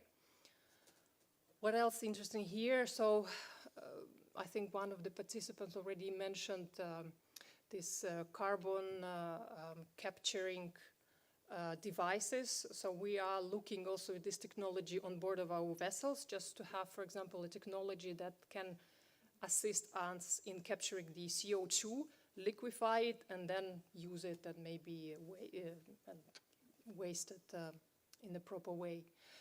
So you can see that we are doing quite a lot. We are investing quite a lot. So for us at CMA CGM, this is not just the future. This is already today. Yeah, thank you. So, thank you. And a quick question, if I may. So there should be the mic somewhere. Maybe you need it. But you show a graph where actually the company is becoming net neutral, carbon net neutral in 2050. And I assume that there is no kind of non-fossil fuel that could be used, for instance, for planes. We know that planes are one of the sectors that is the most difficult to decarbonize. So is it that you will implement some carbon offset or carbon capture for compensating? Yes, of course, this is quite, let's say, a wide strategy how we are trying to obtain this target. Already today, we're offering our customers to offset the emissions by planting the trees and participating in some local initiatives all over the world that can assist in mitigating the climate change, yes. Okay, thank you very much. I will have a lot of questions, but we have 10 minutes left in this event, and it will be quite a shame to 20 minutes? Oh, I have signed with, like means 20? Okay, so we have 20 minutes. And we can use that actually to receive questions from the public, because I think that it's kind of a chance to have such large panel with such big diversity of profiles. And I'm sure that some of you have some questions, so don't be shy, raise the hand, and you will get a microphone there, and you will be able to ask your question if you have any. I can go on yeah, there are 2 questions there. And please, if you have a specific person you want to ask the question, target the person. Hello. Hi. My question is to all of you, I guess. I wanted to mention that Amsterdam, like a few months ago, became the first European capital to endorse the plant-based treaty. And I'm wondering about your opinion on this initiative. And so the question is concerning whether in both France and Latvia, or as part of the collaboration between these 2 countries that is based on the problems of climate change, are there any specific discussions on specific strategies to lower the impact of industrial animal farming? Because as it was mentioned before, the problems of climate change require quite complex approach. Yet we were talking about transport, logistics, some green alternatives in the cities and so on. But the question of diet remains quite sensitive still in modern times. So I'm really wondering about your opinion on that. Thank you. So thank you very much. So question about animal farming, I guess that to phase out animal farming or to reduce the carbon footprint of animal farming. So is there any take that could be actually? Okay, we'll start with Yanis, and after that, Jan might say something. Yes? Yeah, thank you. Yes, consumption of animal-based proteins is some of the big contributors to the climate change. And this is also a topic which is not very popular to be debated. I'm not sure that Riga, I cannot talk about Riga, but I don't think they have planned for that. But that we have some policies, for example, school catering allows kids to choose what kind of diets you consume. That was a legal question a few years ago when it went through the court, and it was decided that you have this right for choosing different protein sources. But we've been running several surveys and also the focus groups and discussing also one of the topics about the dietary choices. And it's not just about Latvia, but it's across Europe that this is some of the most unpopular lifestyle options for climate change. To become vegan or vegetarian, it's just maybe 10% of people could say that, yeah, I could go for that kind of option. So what is on a positive side, that there is most of the people would be willing to be flexitarians, which are eating maybe meat once a week or twice a week, not three times every day, but be more flexible in their diets. And I think that's a big step forward. Okay. Do we have some idea about the race? How many Latvians are vegans or vegetarian by comparison with, for instance, the European Union average? It's very small all over Europe. It's just few percent, so it's around the error margin for surveys. It doesn't really show up, especially if you look like vegetarians or vegans. Yeah, if you don't eat meat, fish or eggs, dairy products. Yeah. Okay, Jan, Françoise, and after that, Vineta Klingberger. Or Vineta, you want to go?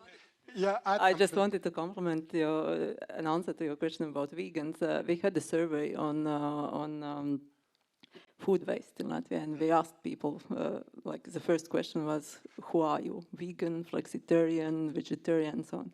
I think we had none vegans in the survey.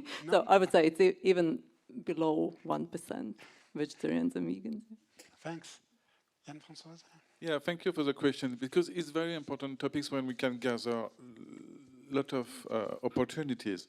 If you remind the slide about the carbon footprint of the city of Paris, the second sector was about food consumed within the city boundaries. Of course, we have no agricultural field in our city.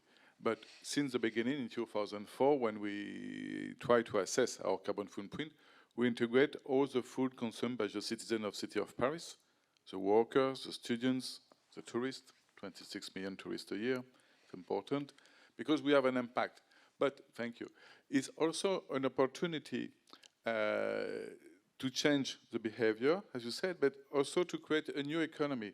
Since the beginning, the first thing we say that what we can do in our public canteen. In the public canteen in the city of Paris for school, kindergarten, order restaurant, civil servant administrations, represents 30 million meals a year. With 30 million meals a year, you represent a market, a public market. And when you decided to have 30% first of local and organic food in 2020 in your public canteen, you send signals. And at the beginning, in 2007, agriculture chambers come to the mayor and say it's impossible. It's impossible, and you have put a signal to decrease the carbon footprint. It means that you will decrease the part of meat. It's impossible. In 2020, we have 54 on local organic food. In 2018, with the further climate action plan, we have a goal to have more and more flexitarians and to divide by 2 the meat demands in public canteen. And in the last climate action plan now, we have 3 vegetarian meals in our public canteen a week. But what is very important is we create also a local supply chain about agriculture. Because with this public money, we create new jobs in local area. It's one way to create direct link with the mega city in agglomeration and the rural countryside, not far away, because in our public procurement, we need that the carrot doesn't go from Sicilia at the beginning, but from the region around Paris. And that's very important. With a climate action plan, we can recognize the rural countryside and recreate jobs, maintain jobs with the dynamic of the city. And of course, there is some manifestations. It's not normal in Paris, you know that, about that. But now we have more pressure from the citizens, from the parents and so on to go far away. And in 2018, now we have a new program for the territory area with all the restaurants and sometimes 3-star restaurants who say, yes, we can have alternative for people that they want to do. And it's very important to give the possibility and to show that you can eat correctly, and you know that in France it's important, with vegetarian meals or flexitarian meals and so on. But to show the alternative and to create the dynamic, local dynamic, regional dynamic. A bit of a follow-up question since you have the mic, and I wanted to ask after your presentation. But so we are quite aware that the city of Paris cannot do everything alone, like for the retrofitting the flat and things like this. You have been working since 2004 at the municipality on those issues. Have you noticed an evolution in terms of the level of engagement of the different stakeholders that you are dealing with? Are they more willing to help, to invest in green energies or in retrofitting some buildings, or is still a drag to have them to act, and the municipality has to nudge them? And what's the situation a bit? It depends on the sector, it depends on the different policies. Sometimes it's win-win solutions. As I said, for that, sometimes public money, public decisions have to accompany, to accelerate, and to show that it's possible. And when we show it's possible in our public canteen, so we can show that it's possible for restaurants. It's the same thing when you want to create a collect of organic waste, to create new energy, methane energy, for example, for transportations. It's hard to, when in a dense city, to organize a collect of waste, of organic food and so on. But you have to show by example. But in some sectors, sometimes it depends also of the context, the economic context. When you have a crisis of a price of energy, like unfortunately 3 years ago, or maybe 10 years ago, of course, you can see that the commercial, the shops will decrease their energy demands without no regulation. Mm-hmm. But we need a long-term signal from the public authority. You need, as we just said, regulations. But before regulation, you have to be sure that it's possible. So to show it's possible, to create incentive on the first steps, and after some years, to stop maybe the subsidies, the incentive, and to say, oh, no, it's regulatory, you have to. And also to combine with smart ideas, and sometimes it's not so easy, the different policy level, from the regional level, from the state level, to be sure that we have aligned, and for the private sector, to be sure that it's the same long-term signals. Because for private sector, if you don't have the same regulations at the regional or local level, or to twist it every 6 years, how to invest in the good solution for the future. It was the case for the mobility. We have signed a long-term signals that we want more and more bikes, less and less cars, and new EV charging point and so on, but you have to show that the solution is for the future. If you want to invest or to shift your fleets, you have to be sure that it will be the good solution. You can change every 5 years. So it's a mix of decisions, but we have more and more pressure from the people. It's quite new for the last 5-6 years. Maybe it's different from your last poll, but in Paris there is a lot of pressure from Parisians on the policymakers. Okay, thank you. There is another question, yes? Hi, thank you. Thank you very much already for the panel. Very important conversations and inspiring talks. I would like to ask a question first to Jan and Larissa. It's very important to see sectors that are difficult to transform, to being transformed, and it's inspiring to also see those new technologies. But is there any view on which you can see either the shipping sector or the city adaptation decreasing in activity somewhere? And for the other panelists, the question would be, what's your take on importance on decrease of activity? Because we see the innovations, but we don't see slogans saying we will reduce our shipping fleet by this % or we will reduce the number of tourists. And this is a difficult question, of course, but at the same time, I think very necessary. Thank you. Thank you. Maybe we can start with Larissa. Yeah. Huh? Well, it's quite a complex question you asked, because, well, we all know where most of the goods that we are seeing in our stores are coming from. So if we reduce the number of ships, you will not be able to buy your T-shirt tomorrow or something else on the store. So it's not, the linear one. But of course, let's say we try to adapt to the trade, because trade and economy, this is what is driving the shipping itself. So I would say the reduction of the number of ships, this is not the target. The target is to be more efficient and more agile to all these changes, and so introduce the new, as I explained, the new technologies and fuels. But of course, if the economy is changing, if the sourcing of the goods in our stores is changing, then we are adapting to that, because we are not, dictating who buys where. We are just adapting to the economy. If you want to buy something in China, in the United States, we cannot dictate, don't do that. If you find your goods somewhere in Europe, okay, we are there to assist you and to provide the solutions. So I would say shipping sector is not the one who dictates, it's the one who needs to adapt, and I think we are doing quite a good job there. So on the way, the mic to Jan, if anyone wants to weigh in, please take the mic and add something. No one? I will just a small note. I think it's a very good question, but I don't think anyone has actually measured it, because as we all know, the most climate-friendly source of energy is no use of energy, right? So, which means that we actually have to reduce consumption in order to be more climate-friendly, but I don't know if we have such data on reduced consumption, and reduced consumption would also probably mean reduced demand for certain goods or services, which would mean that producers or service providers would adapt to this situation.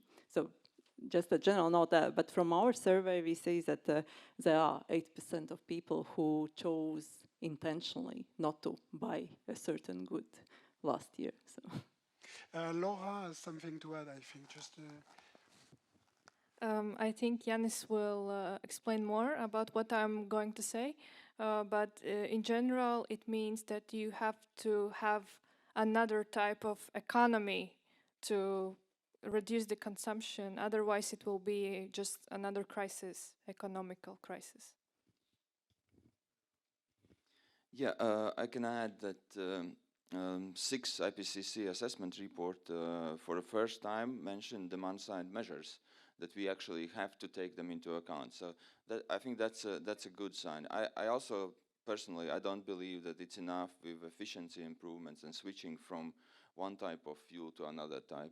We will go into different problems with biodiversity loss or resource overconsumption, because we are over-consuming energy and material resources in general. And that's not just a climate change question, it's a overconsumption in general because of the increasing global population and increasing affluence, how much we actually consume and how short most of these things live.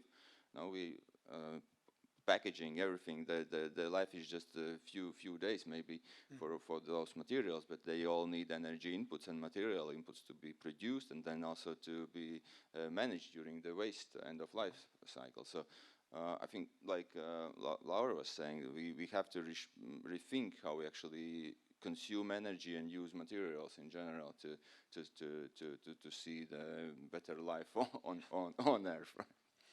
Are we not, it's a question for Jan, are we not back actually to the Zero Growth, Degrowth Club of Rome report from 1972?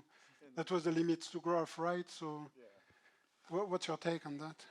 No, it's a very hard question, because if you have a look, of course, about the carbon footprint, you have seen the planes. The planes only by the citizens of City of Paris, not only the tourists. If you want to take the tourists, you triple the figures. And of course, each time there is a huge debate. Can we forbidden tourists to come to Paris to decrease our carbon footprint? Because also tourism in Paris represents 300,000 jobs.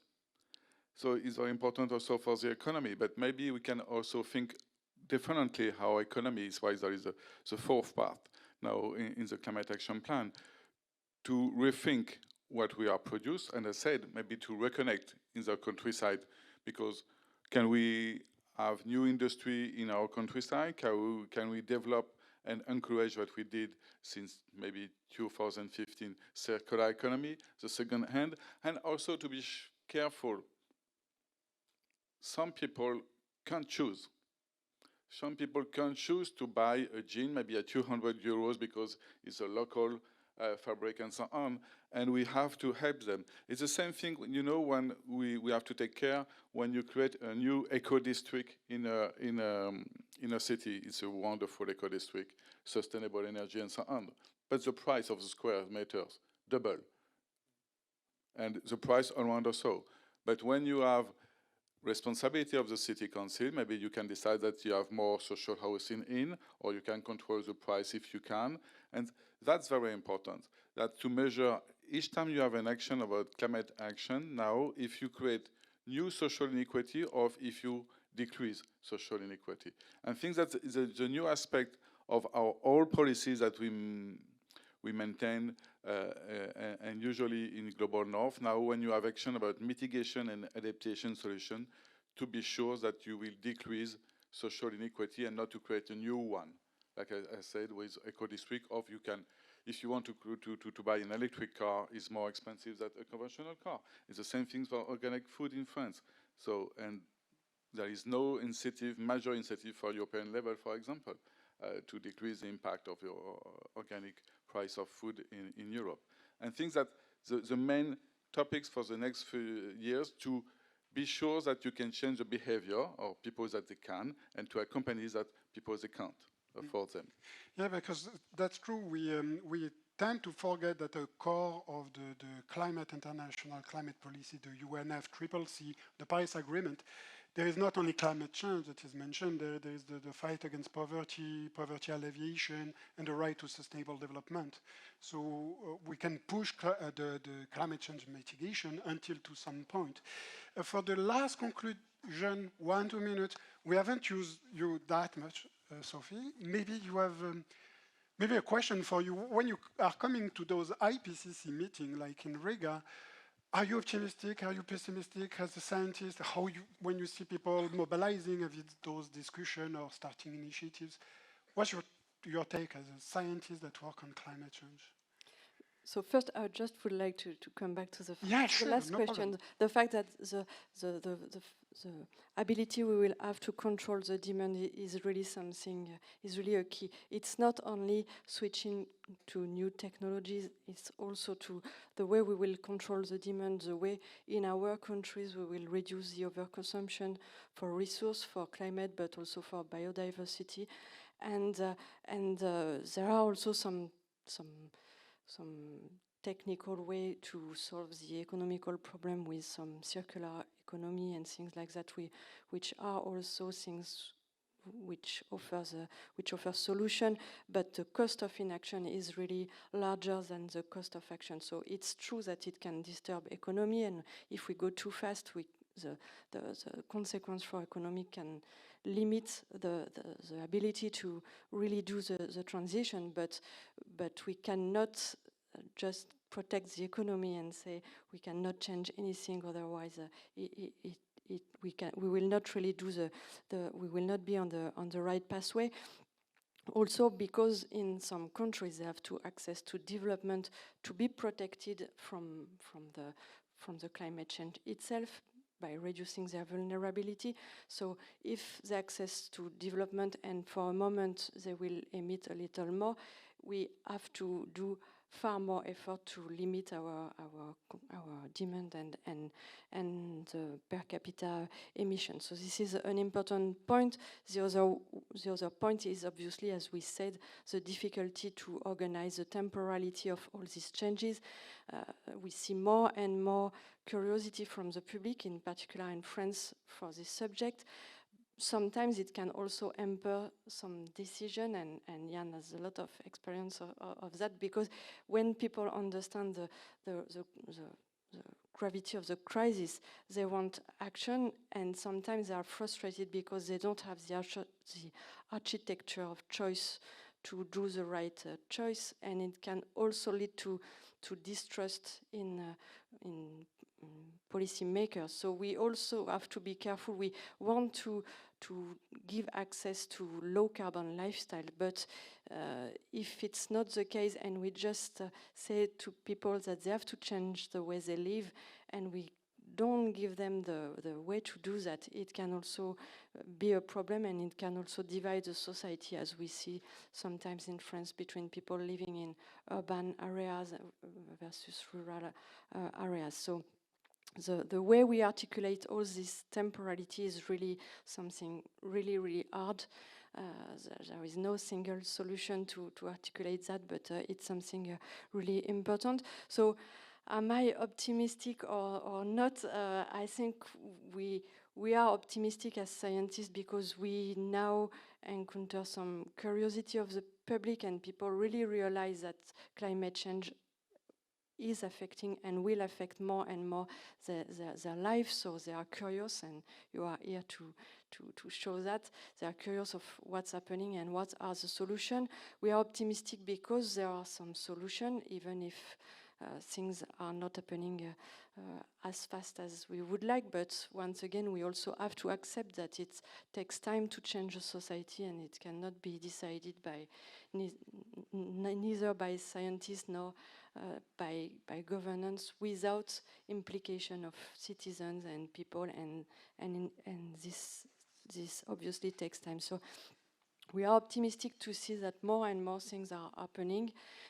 We are pessimistic because we know that the climate change will worsen, but it's really nice also to see people who are willing to engage, and once again there are also a lot of co-benefits in the transition. So it has to be done the way it will not be worse for people for poor people in particular, and we don't push pressure on these people, but it can also offer a lot of opportunities if it's done the right way, and we also have to focus on the co-benefit of this transition, co-benefit for health and co-benefit if we are able to also give access to better services to people who need them. So we have to focus on the win-win opportunities and not systematically to